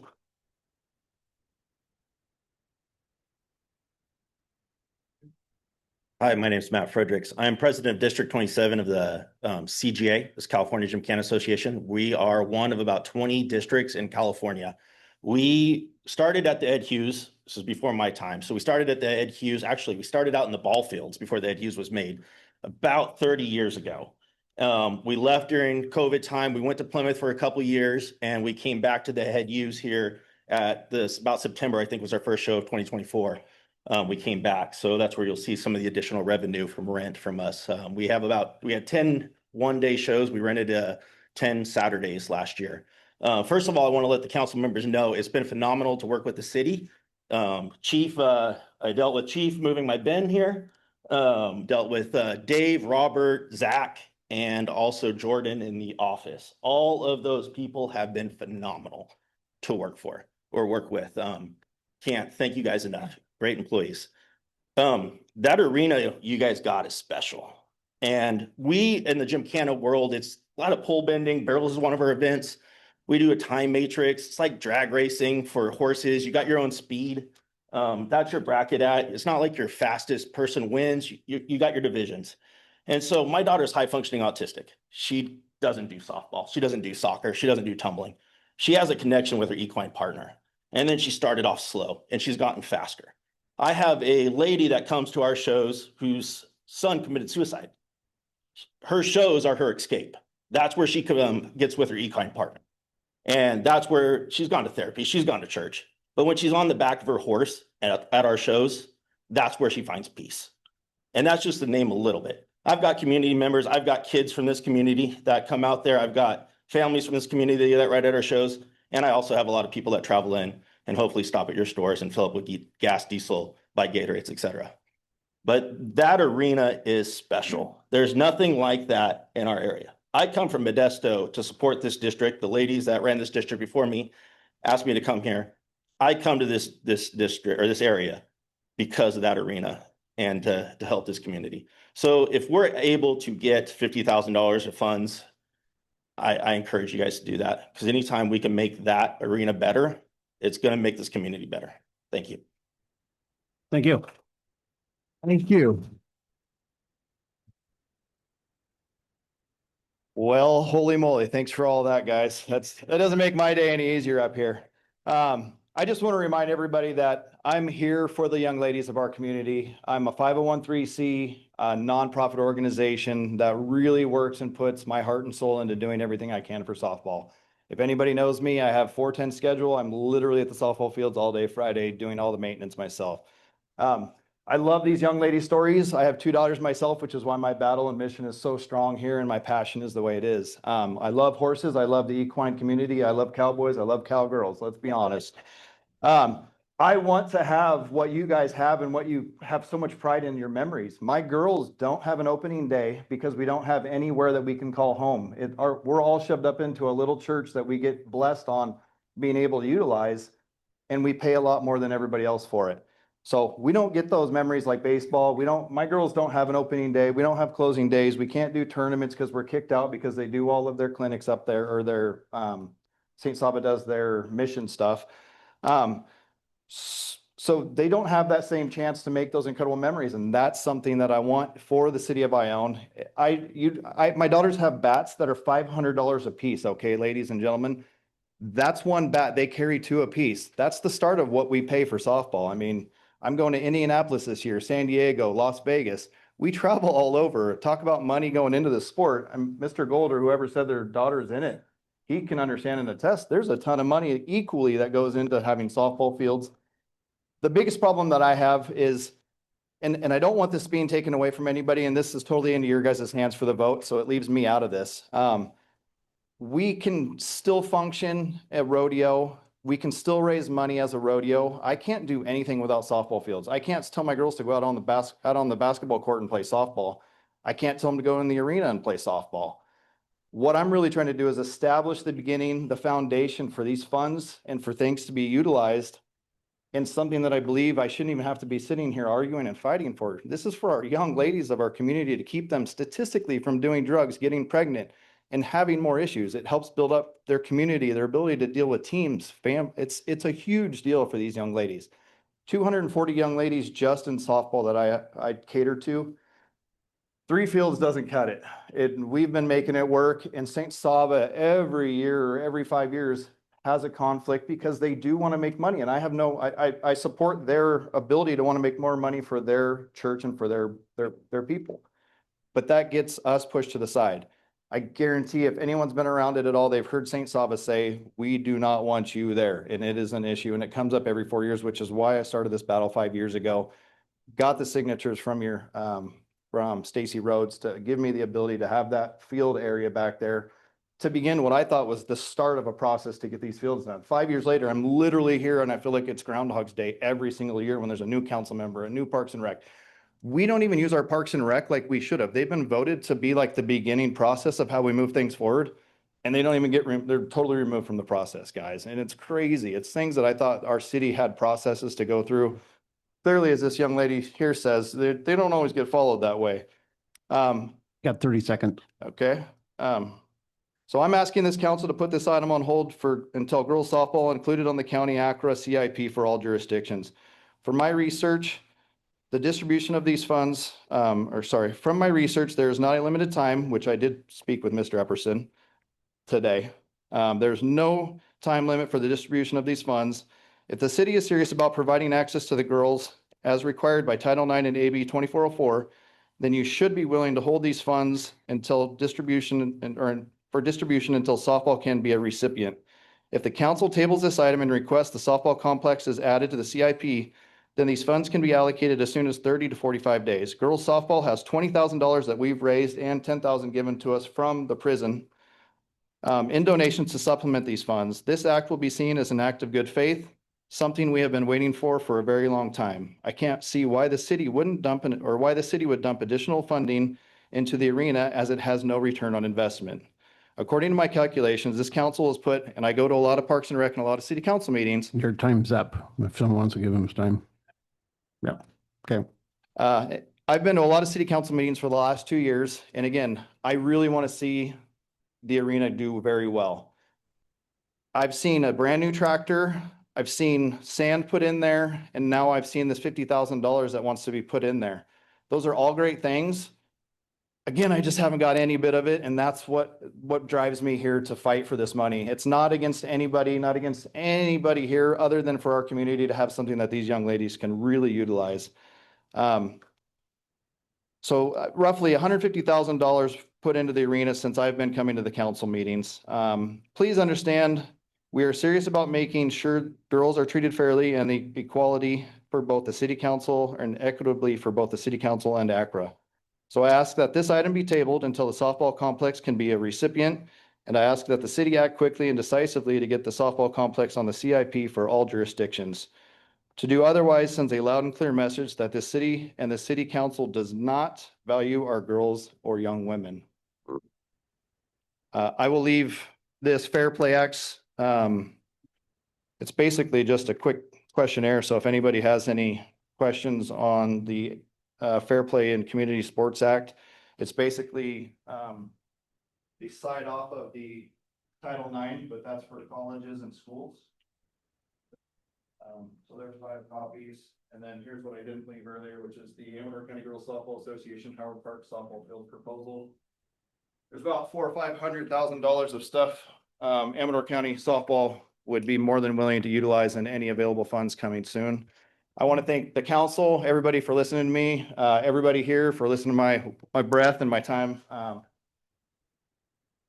I want to say thank you to all the rodeo people because I do appreciate everybody there. And I do think we all have an incredible place in this community. I think you guys probably have some of the deepest roots for this whole area. I'm done.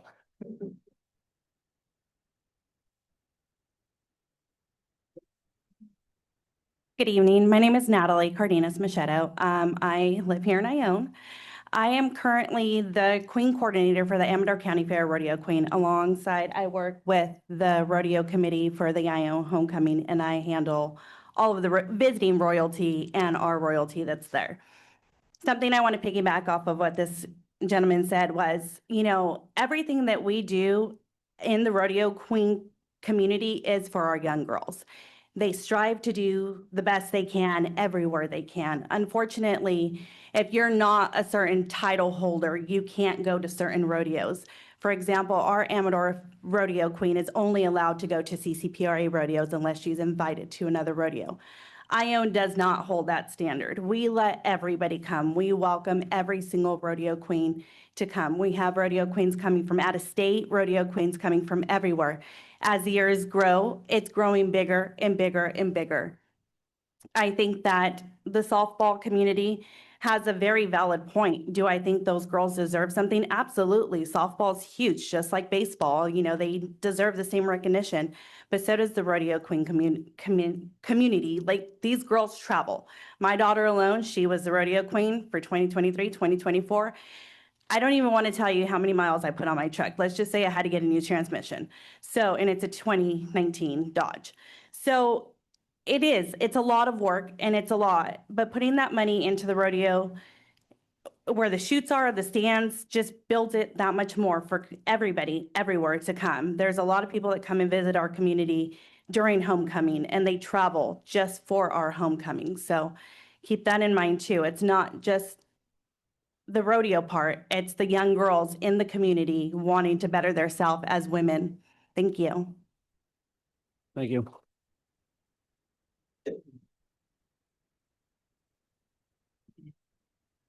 Hi, my name's Stacy Freitas. I'm on the arena committee. I agree with everybody at rodeo. I am a former WPRA circuit director. That's the top level of rodeo that you can get to. So I understand rodeo. And I like the planning commission. I just want to bring up some points that some things were said that is not necessarily the chain of events here. City manager said that he reached out to the arena committee. I am on the arena committee, did not know about this at all until yesterday, after the staff report was written. And we were told at a meeting yesterday that the city reached out to someone on the arena committee to get this information. So I'm just confused why there's conflicting stories here. We're talking about one event a year. And again, like I said, I love rodeo. I rodeo professionally. That's great. But we're talking one event a year. On the arena committee, we were trying to get a caretaker in there. We want to try and generate revenue all year long for this arena, not just once a year. We get, support all disciplines. Get the barrel racers, the horse show people, team penning, the team ropers. Let's get more events in there. And I feel like because there's no time limit on the use of the funds, it should be tabled. And I feel for softball.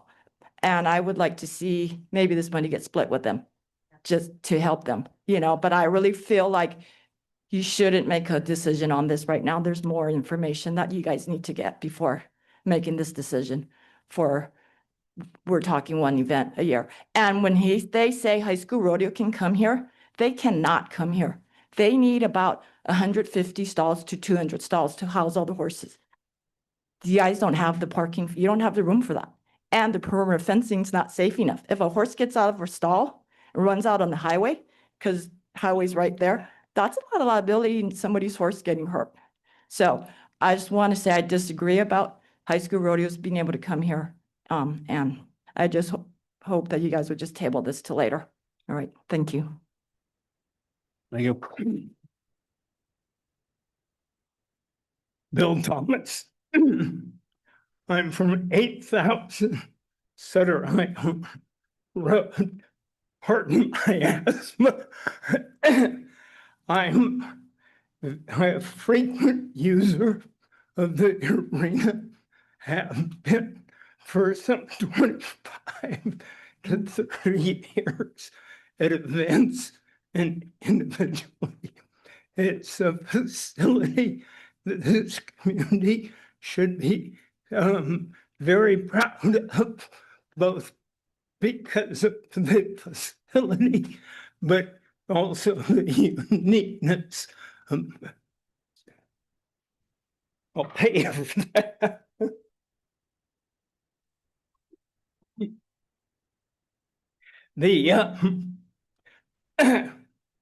I certainly support the money dedicated to the arena improvements and the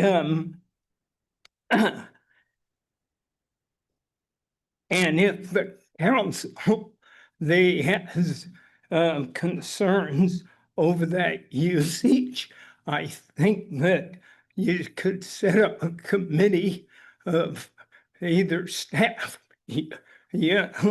or the council, and some of us from the user community to kind of oversee the management and the dedication of these funds. Thank you. Thank you. Sir.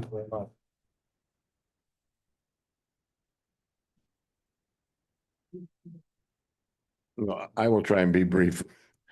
About 2 years ago, I joined the Parks and Rec Committee, and one of the first things I did was meet with this ad hoc committee out at the arena to just look at what they were doing and what they wanted from us. And it didn't take me very long to realize that the arena could be a real moneymaker. So I sat down with Jeff Gold briefly and asked him if we support the arena from a Parks and Rec standpoint, can he bring big time rodeo here? He said, I'll bring it in 2 weeks. So we've supported him, and I have to say, like a lot of other people around here, he lives up to his community. He is doing just what he said, and I think it would be a travesty not to give that money to the arena. Thank you, Larry. Dawn offered me his 4 minutes. Just to close, what a great impassioned debate this evening between softball, everybody supporting the arena and the rodeo. I do know, and I truly believe, as the gentleman before me said, if I say I can make something happen, I can make it happen. I took and everybody says, well, it's a 1 year event. It's a 1 year event that's very prideful, and I know the community looks forward to that every year. And I remember 15 years ago, there was a very small number of people out there. I can tell you, with just these 2 items added to what we already have out there at the arena, you're going to open up the doorway to several other events, several other entities that's going to want to come use it because of those holding pens, because of the bleachers. I look at my father's generation, and the bleachers, if you look at them, they have the center walkway with a handrail. And God bless my dad, you know, he was in great shape, but he has a hard time walking now. I think those bleachers themselves for the grandparents that want to watch their grandkids and their great grandkids competing there is perfect for them. And the more seats you got, the less people you have standing on the fence. Now to generating revenue. My committee partner and I, we kind of disagree on the high school rodeo part of it. I do believe that they can show up there. We can provide pins for them. And that's a rental deal. I can get more panels on a phone call from Denny Ware to facilitate housing 100 head of horses, if that was the case. So there are options available for that, but is it gonna generate more revenue? Absolutely. And I just want to thank everybody for their time and everybody that showed up. I want to thank you very much. It means a lot to me. And the gentleman with softball, if I can help you with something, go to Akron with you and speak on your behalf. I absolutely will. All our community.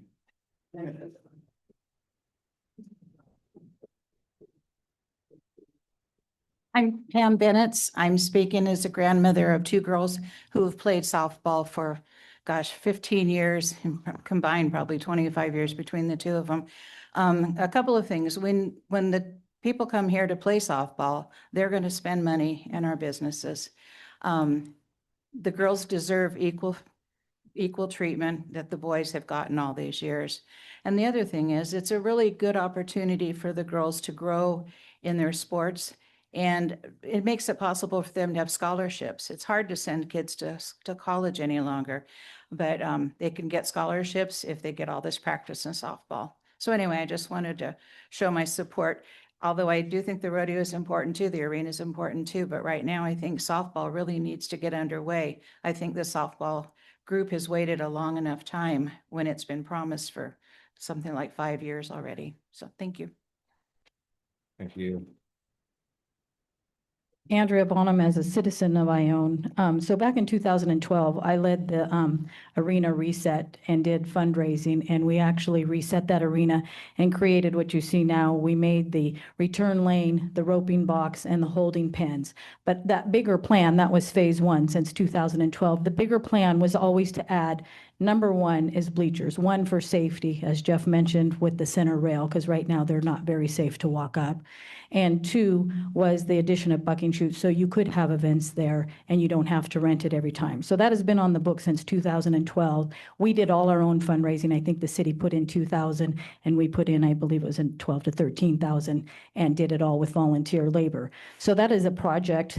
This isn't anything new. This is a project that arena group has been working on since 2012.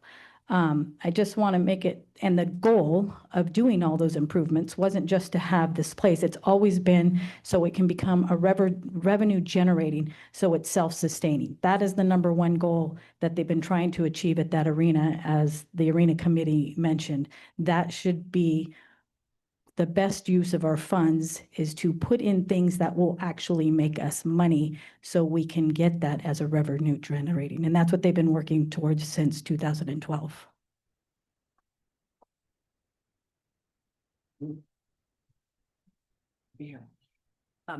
I just wondered, as a parent of a daughter, and I sat on numerous boards, my daughter was in crew, and had it not been for Sac State, she would not have gotten the scholarships that she was awarded throughout the United States. She was a gold medal winner in crew. And that's only supported by the parents. Is there a way that they can split the money? That they're two wonderful organizations, and for women's sports has taken a real hit, especially this last year. Is there any way that $25,000 can go to the arena and $25,000 can go to baseball? Or softball? Don't let baseball have it. Softball. She didn't play softball. Baseball. Yeah. Is there any, forget baseball. Yeah. Go girls. Is there any way that the money can be split?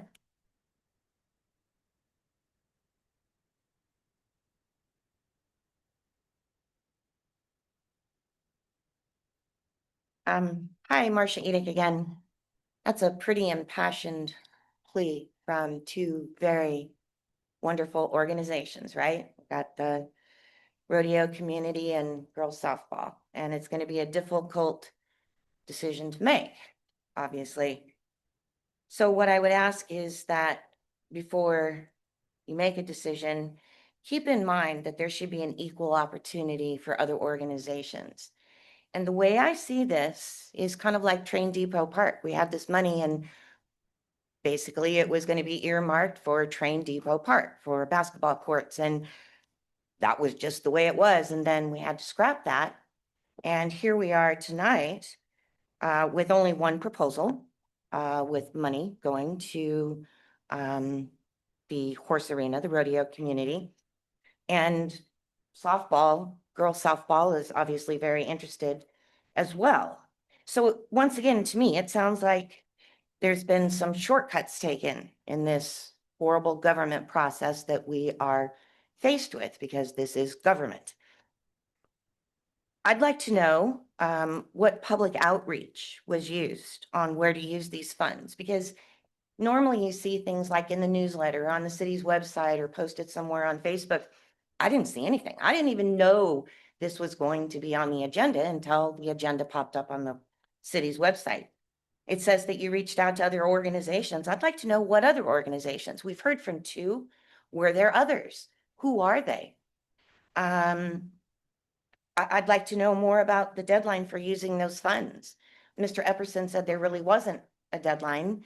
That was at the previous meeting. I don't think he's here tonight. I really would like to know if there is in fact a deadline. I like the idea of perhaps splitting it. I mean, these are two great organizations. If that's possible, 25,000 each, or table this for another meeting and give other organizations an opportunity to apply for the monies, because maybe one shouldn't take precedence over the other. I don't know. But it would be interesting to know what other organizations were reached out to, in what fashion, why are they not given any consideration? Why was girls softball not given any consideration? Thank you.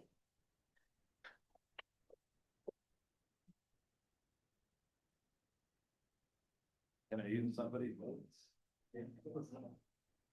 I just want to point out that baseball was built back in the mid-80s by Mr. Finch's family. It was an organization. It was a community built community built fields, because times were a little bit different then.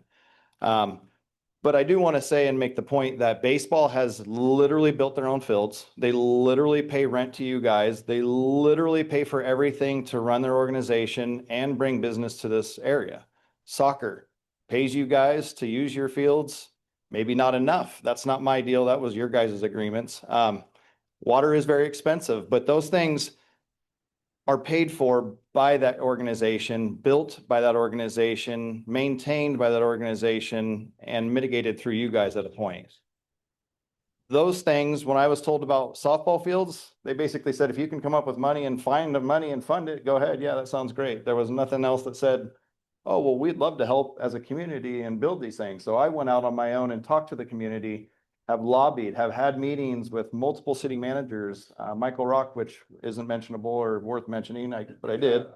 And we keep moving forward. So it's just this continuation of these things again. And I want everybody to thrive, and I want everything to thrive. It's just, I've come to the end of my line that I can't allow the inability or the whole council to not take this as something that should be prioritized. And that's really what I'm asking for. And I just wanted to make sure that everybody did understand baseball, soccer, and if I ever get to build softball fields, will be funded and more likely paid for by the community doing this as a community project, not by the city or not by the county. So again, we're just here working hard for the young ladies to try to get stuff done, as is the rodeo. You know, they support our young, our old, and everybody. Thank you guys. Was. I do have one on Zoom for you too. Okay. Well, they're leaving. Go ahead and put them on Zoom, John.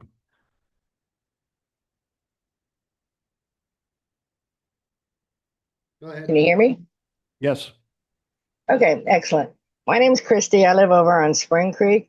And based on the conversations and the memos and stuff I've seen, the money that was acquired for the train depot park is essentially, gone away from the train depot park. So my question, because, the regular citizens aren't going to be able to fight for this, my seniors, the school children that walk by that horrendous mess that's there right now every single school day. They're not going to have any say in this. And I think the two organizations that are talking about getting their money, they're great organizations.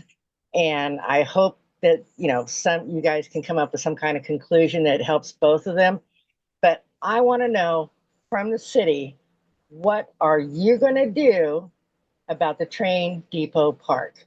And that's aside from this money that is certainly never going to see the light of day in that park. What are you going to do about that piece of city property that has sat there and looked like crap for years? So I know you probably don't have an answer right now, but maybe put that on, the next agenda and discuss it, or have, what's her name, whose name I can't remember. I'm so sorry. Parks and Rec gal, look into, possibility, the basketball and tether thing is out. We know that, but can you put some trees in there? Full-grown trees aren't as expensive as you think they are, because I've checked it out. Put some park benches there. You have seniors, you have kids that walk by there.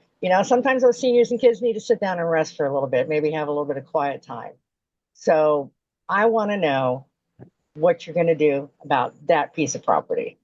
And I appreciate your time. Thank you. Thank you. Anyone else in the audience? We'll close public comment. Discussion, council. Well, I'm gonna go ahead and bring up my feelings on this.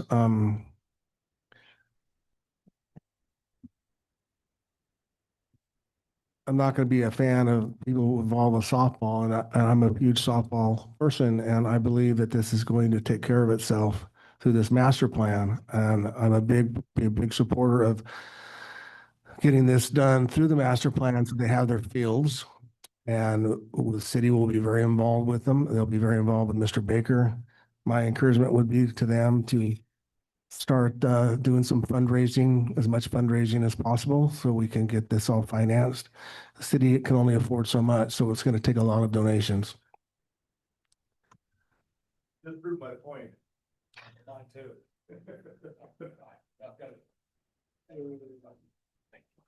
Okay. The city is in a terrible situation revenue-wise, and it's my opinion that we will see some revenue through this at the horse arena. Those of you that I'm for that aspect of it.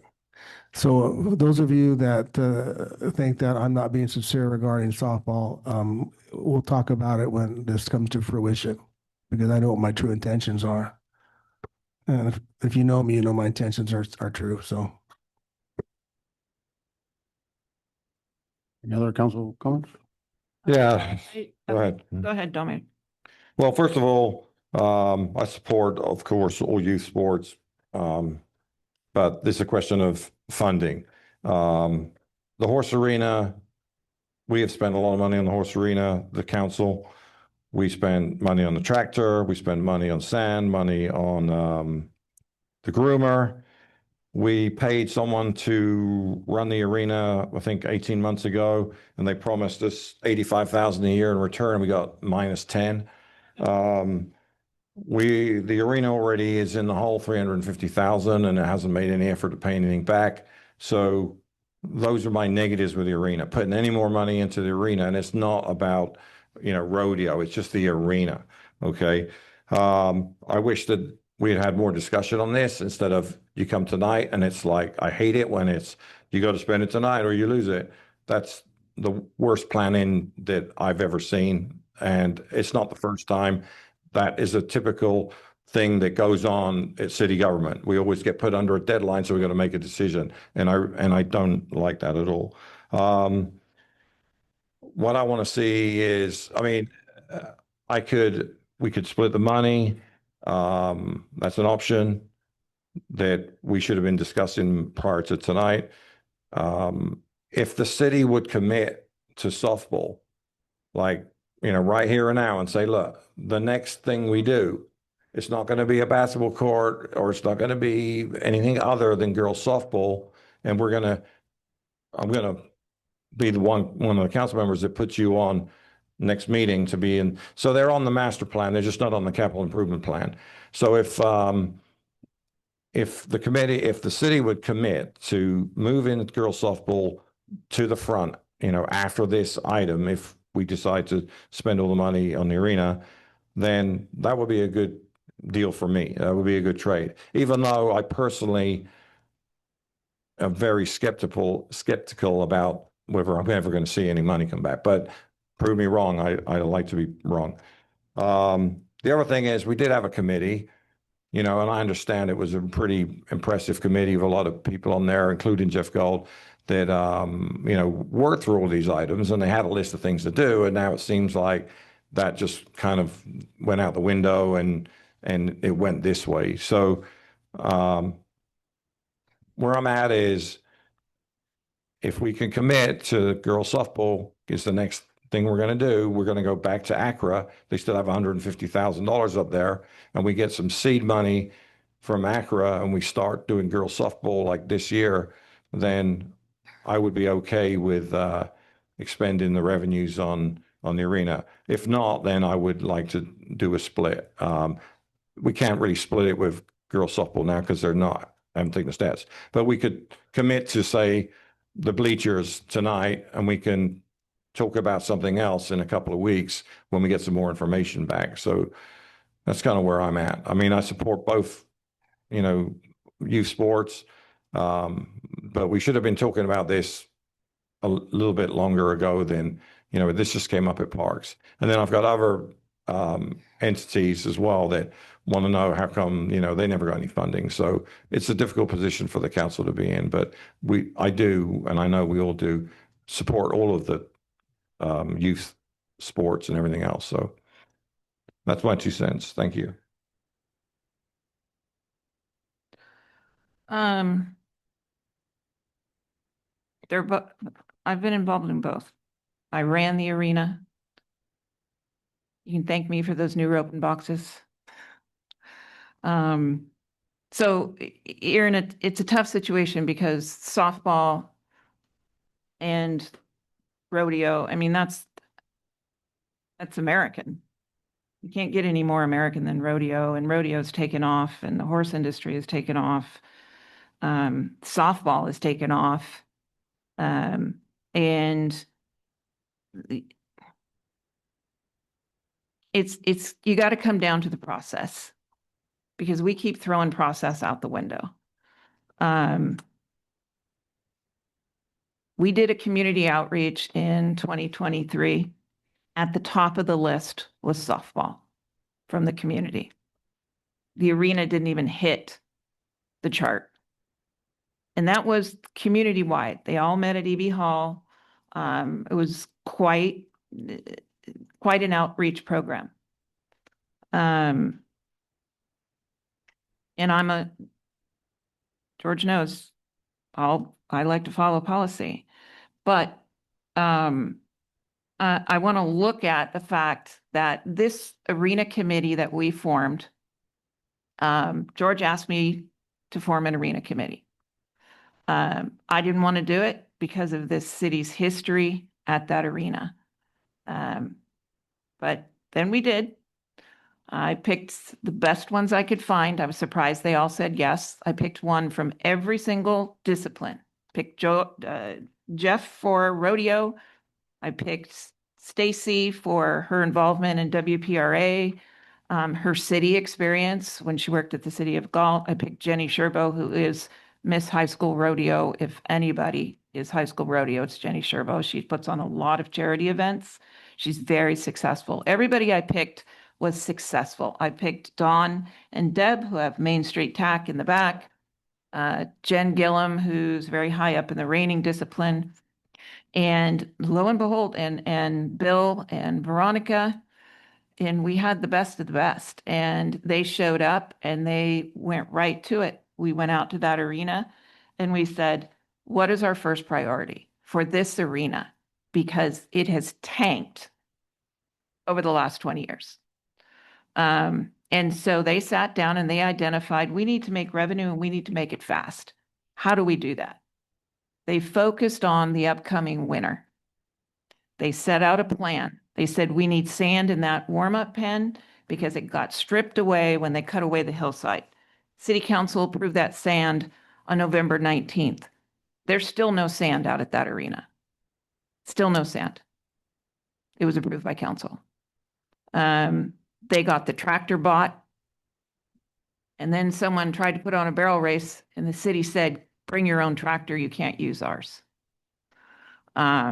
The council approved a groomer that was more than just a drag that, you know, bounces along top of the ground. You can make ground according to your discipline. Council approved that. City wouldn't buy it. We missed the entire winter season, which I think we estimated with a hard push could bring in about 30 grand with a hard push. And these people could do it. The last meeting that Arena Committee had was October 22nd of last year. Between October 22nd and now, that Arena Committee has not been reached out to. They have not been contacted, and none of the things they tried to set in place came to fruition. They focused on bringing in a caretaker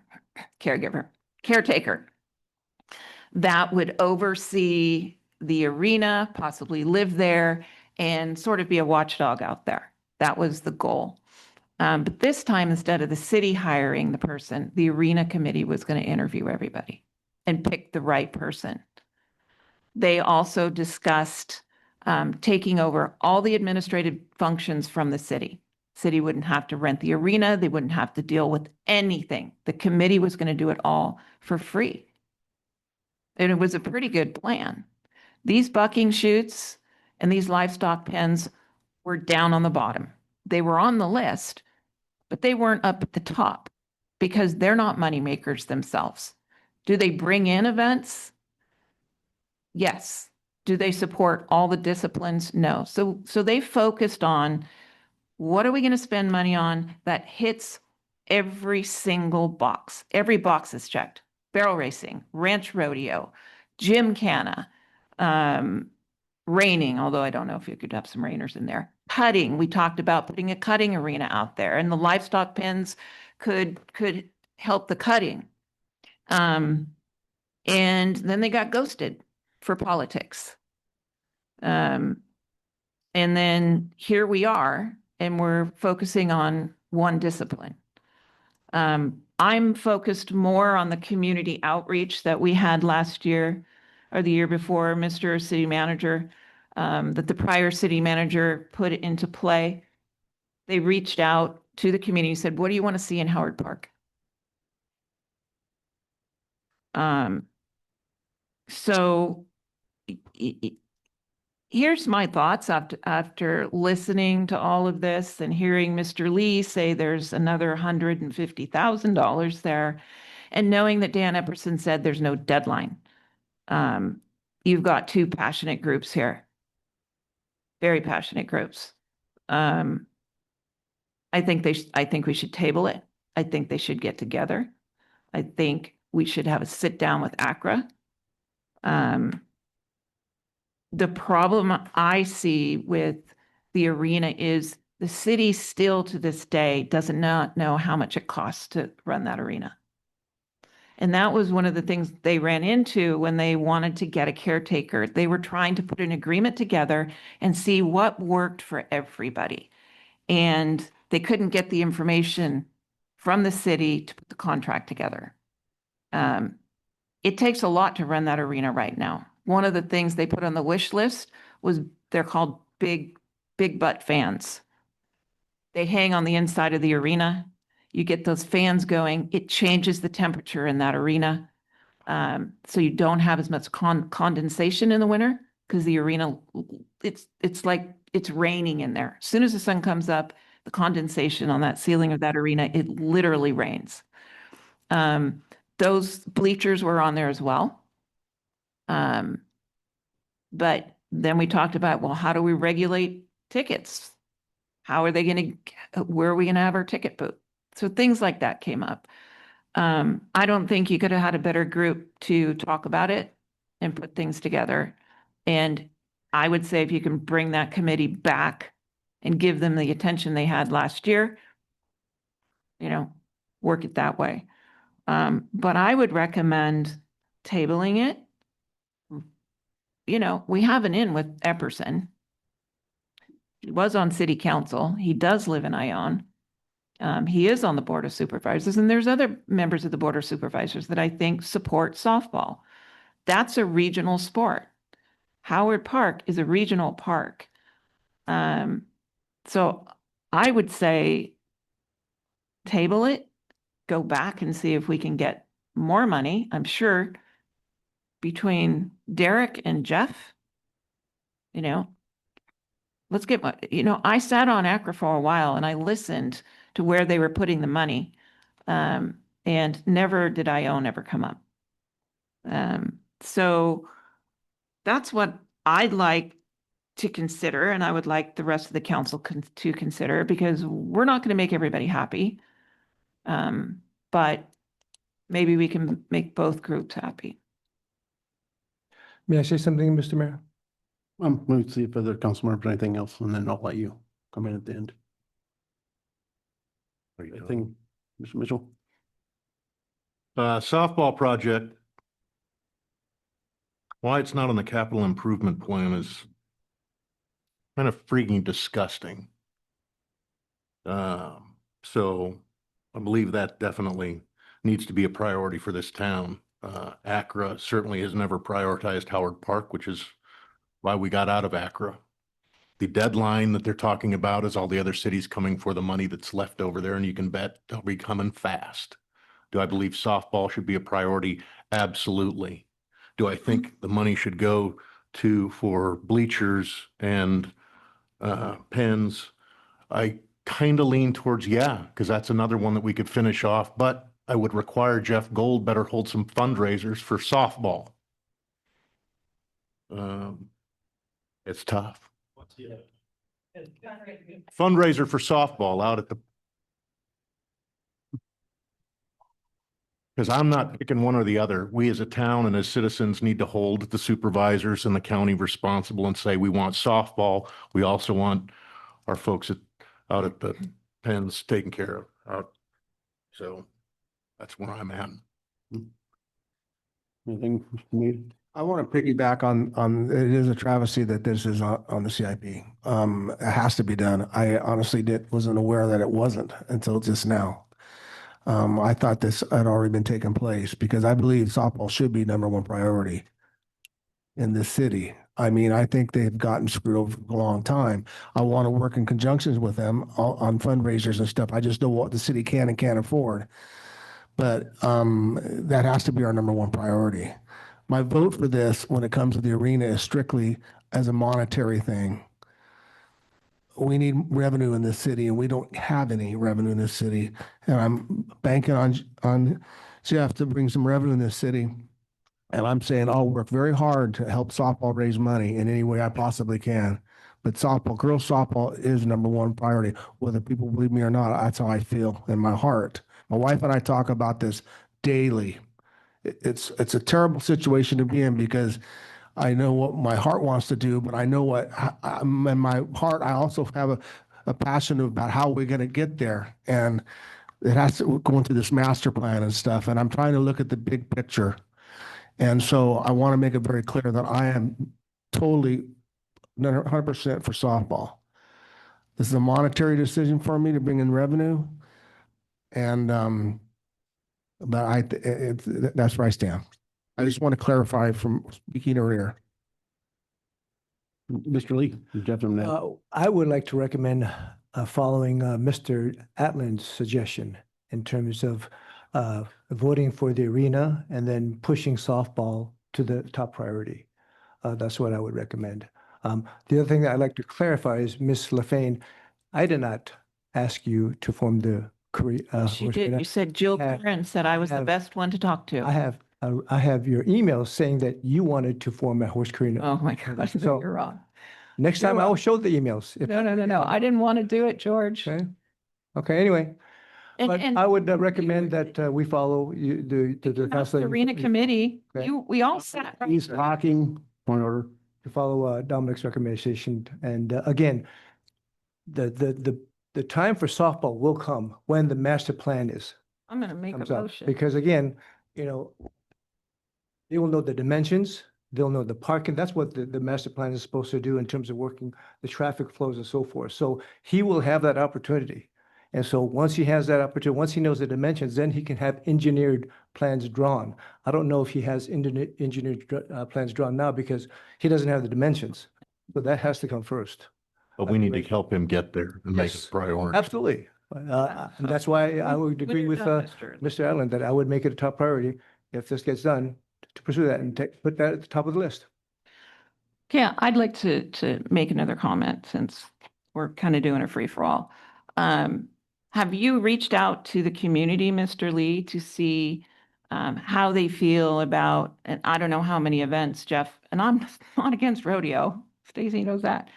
But how many events per year do you plan on having rodeo events? Because the sound of, be wrong, sound of a rodeo on a Saturday night carries pretty far. I can hear baseball at my house, and I love the sound of baseball. Crack the bat, cheering. I don't particularly like the sound of the loudspeaker. So community outreach on that item, I think is big. Rodeos are loud. No doubt about it. So how many people in the community want an actual rodeo committee arena? Because that's what it sounds like it's going to turn into. It sounds like it's going to turn into a rodeo arena and we're going to focus on rodeo. As far as high school rodeo coming in, yeah, you need 100 plus pens. That's going to run you about $60,000 to $70,000 for horse pens.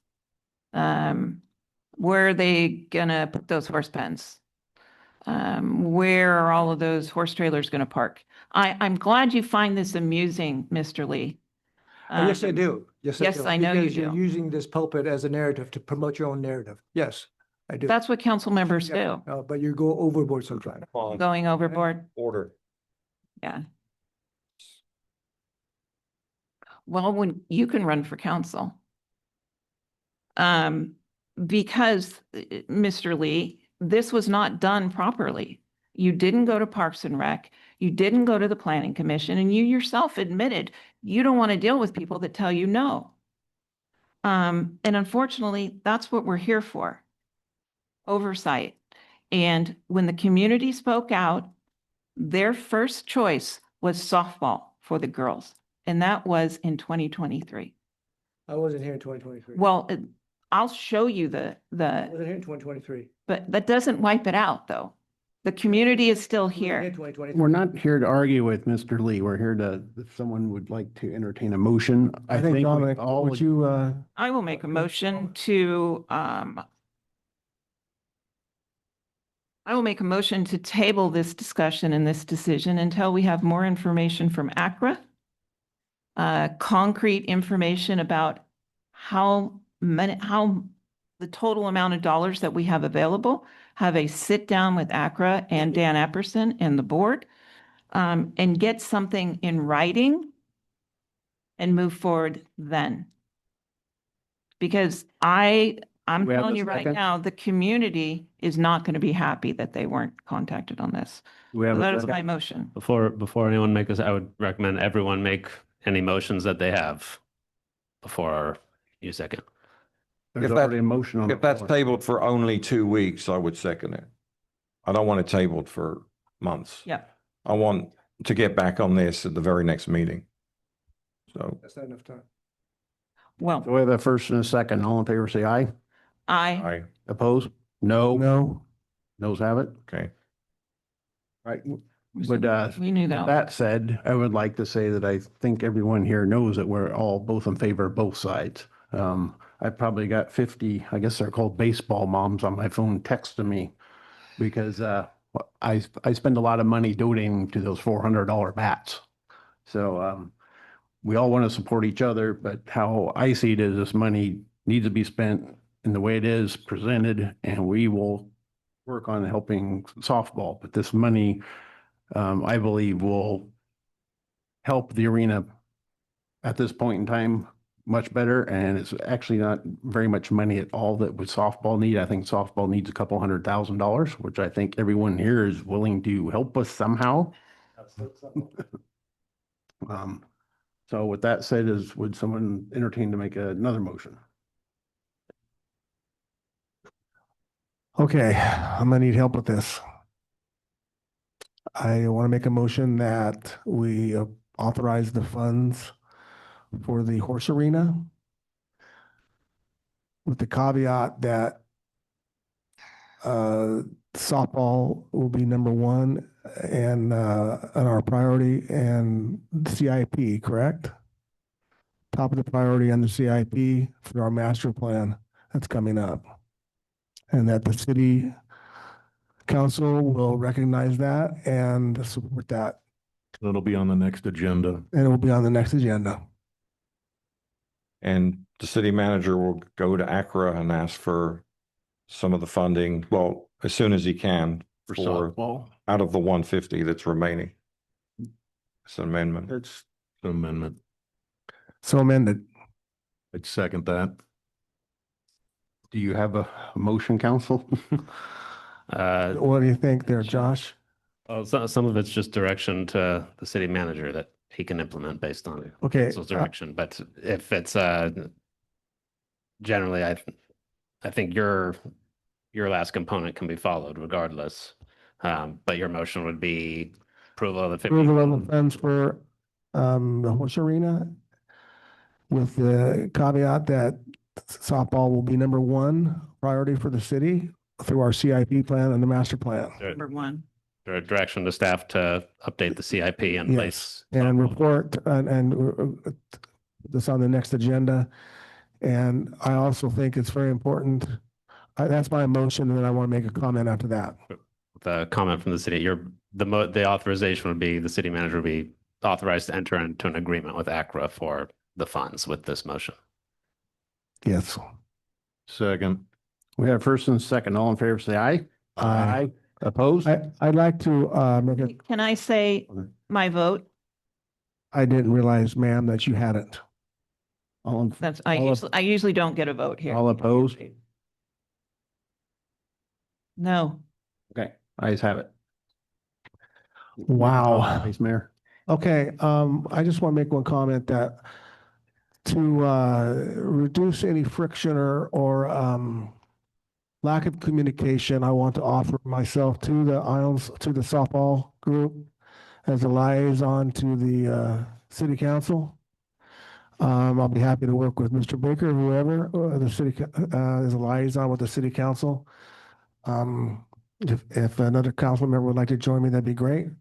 If you'd like to set up a committee or whatever, Mr. Baker, I'll be happy to help you and we can have better communication that way. Thank you.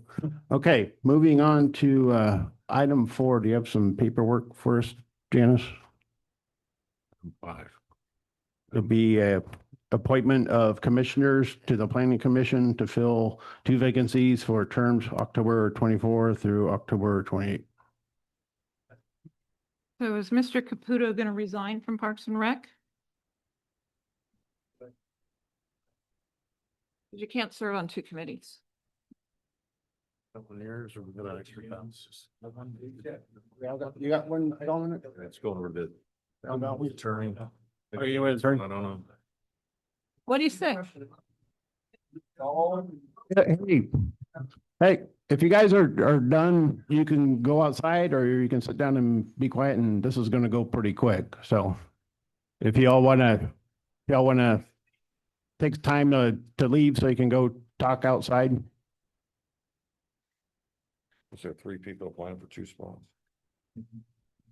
Okay, so we have appointments of commissioners. Do we have any questions, discussions with council? Well, you have 2 on here that are already sitting on other committees, and my understanding is you could not serve on 2 committees. That's true.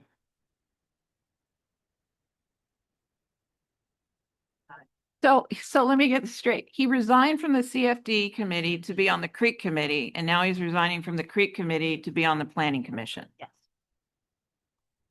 And he sat on AWA's board as well. Hey, Josh, can I ask a question, sir? Um, Hold on, hold on. and, If we have to wait, Vice- oh, hold I'm on. sorry. and so is Mr. Caputo ready to step down from Parks and Rec? I haven't given you my recommendations on yet who I'm picking. I would start with that. We get to just, oh, well, he's already decided. He said he's Well- not going to listen to us. Well, he proposes an appointment subject to council approval. So let's start with that. So for the planning commission, I picked Larry Caputo and I picked Michael Bowl. Fine with that. Me too. I'm good with that. I'm fine with that too. Okay. So make a motion. You appoint them. Point, make a motion. No, it needs a council vote. I need a but vote. Subject to council comments and public comment. Someone want to make a motion? I make a motion that we appoint Michael Bull and Larry Caputo to the planning commission. Second. We have first and second. All in favor, say aye. Aye. Aye. So we're Opposed? doing them both at the same time and Ayes have it. No, Oh. no, just the two, just number 4, just the 2 planning commissioner vacancies. Okay. but 2 appointments in 1 motion. Yeah, That's what I asked. So what if you don't agree with both appointments? they had a motion on the floor that's, Do you have another packet for us, Janice, for item 5, appointment of committee members for the Creek Committee? No use looking at it. How many openings?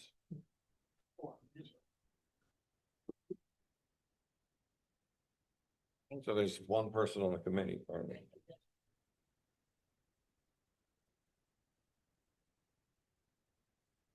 No, I see Dawn. Okay, so Start coming back. I picked Shay Corsoletti, Cindy Lincoln,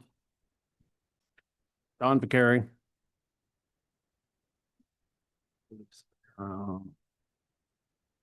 Lisa Vicari, and Miss Dutski is still on there. So that's who I picked So you removed Sue Nemeth. and remove. Well, she's on the committee now. Any questions, comments from council?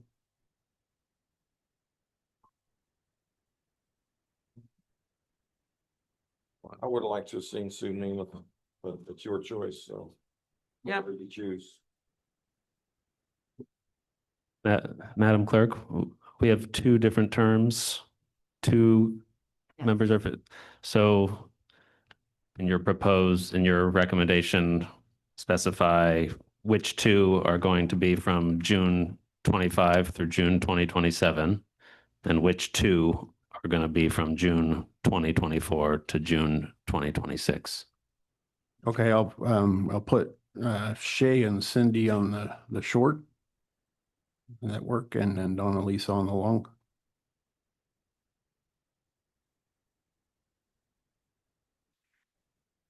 Okay, someone want to make a motion?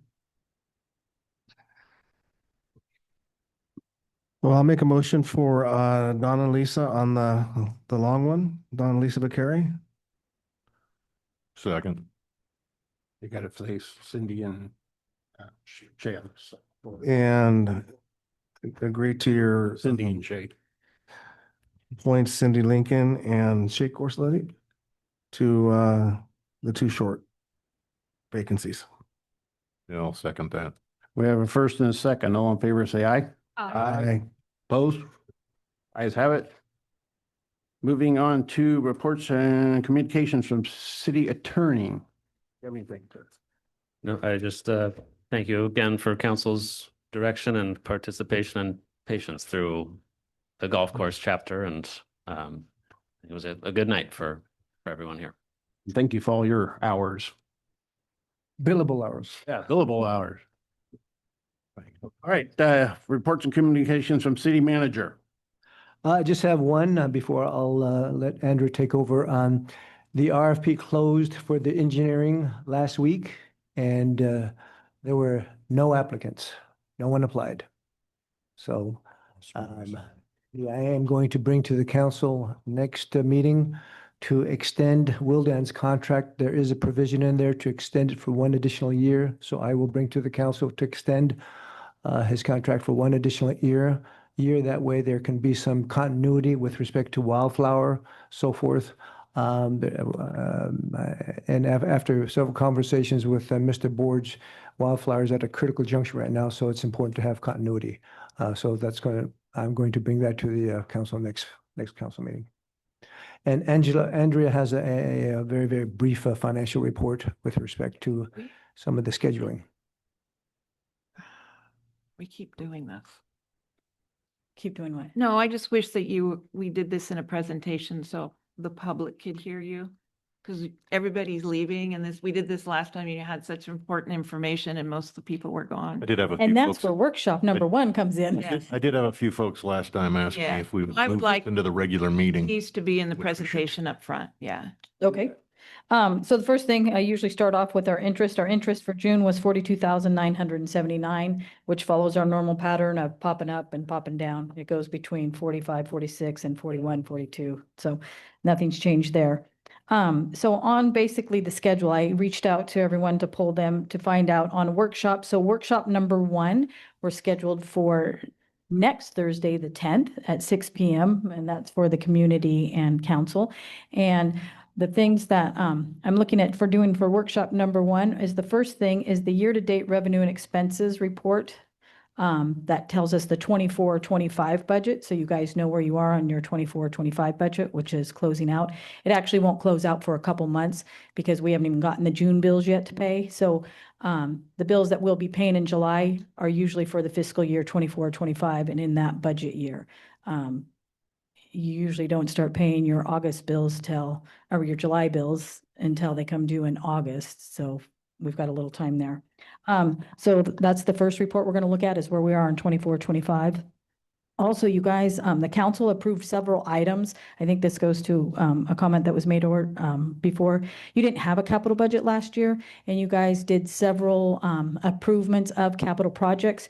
So initially, all this was intended by the two previous city managers to be handled in the mid-year budget adjustment, which didn't happen in January. So now all those budget adjustments have to happen in this June 30th to close out the year, since they didn't happen in January. So all those capital improvements that you guys approved and the contracts that you approved that were outside of the budget have to be handled at a budget adjustment in June. So that's what you're also going to see at the end of June. We're also, we'll have the cash balances for you and the combined cash and funds. So there's a difference between fund balance and cash balance. So fund balance is basically what your fund balance is, but it has your liabilities and your equity and all that. And your cash balance is your physical cash. So I know there's some confusion in those. When people say fund balance, they think they're talking cash. Doesn't mean you actually have the cash to spend when you get a fund balance. So we're going to give you cash balance. And then we're going to look at the revenue projections. There's a couple items that are going to come up in those revenue projections that we'll tackle at a little deeper level. And that will be the workshop number one. Then workshop number two will be all the expenses and how they're going to get split out by department. It's a lot to handle in just one. So normally what happens is you do the revenue. I think what you guys did last year also, do revenue and then come back for another one, do the expenses and pull the whole budget together as your draft. And then we're looking at a special meeting at the end of the year, which will be a busy meeting you have to do quite a few several things. You have to do your budget amendment for 24-25. You have to decide on the resolution for the lighting and landscape district to put on tax roll. So that's the original 211 homes. You also have to do a resolution for the CFD to decide what you guys are going to do for the year, if you're going to increase it by the CIP or if you're going to leave it. So we'll need to, because that also has to go on tax roll. Then you have to do the tax roll for the delinquent sewers, and then also approve the budget. So that one special meeting at the end of July will handle basically all your financial items. And those have to be done, all those tax rolls have to be done because they have to be to the county by August 10th.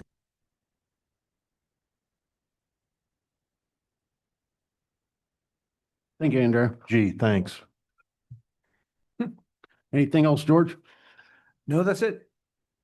Okay, move on to council comments, committee reports, and future agenda items. Councilmember Allen. Okay, so as we agreed, and the reason I voted for the arena is let's get the softball fields on the capital improvement plan at the very next meeting to vote on. Number one, number two, the solar, it came up again today. So there's a $10,000 charge on the solar in the warrants. That's what we pay for electricity. And I don't know how many of you just got your letter from PG&E where they're going to put the rates up again. It's 42 cents a kilowatt hour, PG&E. The solar plant down at the tertiary plant is at 12 cents a kilowatt hour. We explained this before, and Andrea went into, with Andrea, pulled out the invoices. But it's like, that would be $40,000, not $10,000, if it was running off of PG&E. So again, I don't know why people complain about it, but they do. But just so you know, that's the utility bill. But it's a quarter of what it would be if we had not put in the solar array. So let's just want to clarify that. And that's all I have. Thank you.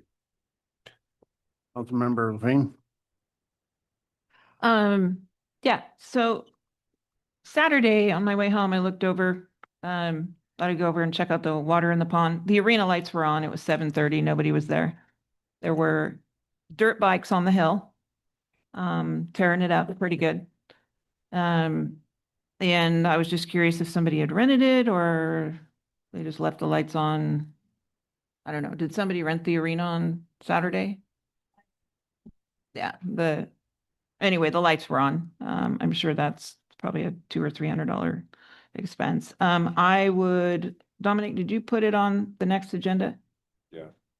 We need 2 votes for that. We need 2 votes to get it a priority on the next agenda to get softball on the CIP project with ACRA. Also, I would like the Parks and Rec Commission to have a little more staffing and support. They no longer have Zoom. Our city manager doesn't attend the meetings and they don't have a city clerk. This was not how it used to operate. I'm not sure what happened, but I would like to see them with a little more support than what they're currently getting. I would like the Parks and Rec, everything that has to do with Parks and Rec, start with Parks and Rec. That's how it used to go. They'd go to Parks and Rec and say, we have this idea. What do you think about? Parks and Rec would say, yeah, we'll talk about it. Then they'd give direction to staff and say, look into this a little more. Then they'd get forward and say, you know what, put out an RFP. Then they'd review the RFP. They'd make the decision. They'd make the decision on all RFPs. They would make decision on who got the money, what projects were put into place, and where the money was spent. That's not happening at all. And I would hope that some of the Parks and Rec commissioners stand up for themselves because they're being sidelined completely. So just as you are staring at the wall and Made the recommendation for the horse arena. no, So they it's- didn't. yes, They were forced into making it. They were very upset. It was a 3 vote, George. Again. It was a 3 vote and they were unhappy. But they still made the But decision. it doesn't really matter just that meeting. This has been all year. I will reserve my comments until the future time. Well, Parks and Rec. It's coming, it's coming. Parks and Rec is they're an ordinance. They are formed by city ordinance Right. with duties and functions. You're right. And they've been stripped. You're right. So we'll see that item on the next agenda, Josh. The council, it was included in the council motion. Yes. The other motion it was, but we need this is a separate motion. Two council members to get it on the For what? There's no softball on vote. CIP. Yeah, We've already did that. We've already probably have 5 people doing that, so, but that's going to be on the next agenda, right? That's all we need to know. Thank you. Anything, Mr. Mitchell? No, congratulate all of you, since I was sitting out, since my house is 500 feet from and within 500 feet of the project, Castle Oak. Congratulations to the four of you on getting Castle Oaks done and to the staff and the attorney, although you get paid by hourly, so I'm not real thrilled with you. But I'd like to thank all of you, or congratulate all of you, and certainly thank you to the public for your time and patience. I know it's been very difficult, as are many things, but we certainly appreciate all of you. So thanks. We doubled the value of your house, Jack. You're welcome. Vice Mayor. Yes, this is a good evening, getting this golf course behind us. Now that gets to get close to escrow. And like I said earlier, I give a lot of credit to our city manager and our attorneys and our staff and the council members for working hard on this. And I would like to see, at their next meeting, I'd like to see an update, if we can, some sort of an update on the master plan for Howard Park. They're working on it. One thing that I would like to recommend the council do is if my understanding is correct, the soccer fields and the baseball fields were built with volunteers. Okay, so I don't know what the softball organization's expectations are. I know that hopefully we're going to get some money from ACRA, but obviously it's not going to be enough to do the whole project. So I don't know if their expectations is that the city's going to fund it, the remaining construction of it, or are they responsible to raise funds? So I think there's a little misunderstanding there in terms of what their expectations and what they're supposed to do, or what they're going to, expect the city to do. So I think that there should be a very clear delineation on what their expectations I think they're should just be. trying to get on the agenda now. No, well, again, can I talk just get about this fundraising. impression that they want the city to fund it, and So that's fine, and that's up to you folks. But from my recollection, the soccer fields and the baseball fields were built completely by volunteers. one last thing, I would like an update on the CIP project that we spent $87,000 on that would do the traffic study and the ADA compliant. Can you tell us where that's at? We approved that last year. I don't know what that is. The group that we hired to do the capital improvement project at Howard Park had a traffic study in it, an ADA. It was $87,000. You're talking about RRM, the master plan, RRM. The master plan we're talking about. That's what It's not the master plan, it's the CIP project in Howard Park that was going to do a traffic study. That's RRM. Okay, what is the status of that study? They're still working on it. Okay, it's been 6-7 months. No, it hasn't been that long. We Yes. approved it last year. I don't think so. It's been a couple of months. The contract with RRM, I think, was a few. months Anything ago. else, Vice Mayor? Okay, can we find out when the contract was and a status? All right, and I have nothing. So with that said, can I get a motion? Make a to adjourn? motion to adjourn. Second. All in favor, say aye. Aye. I'd have it. Aye. That's recommendation, Dominic. Traffic study, or you're gonna have a shit storm there.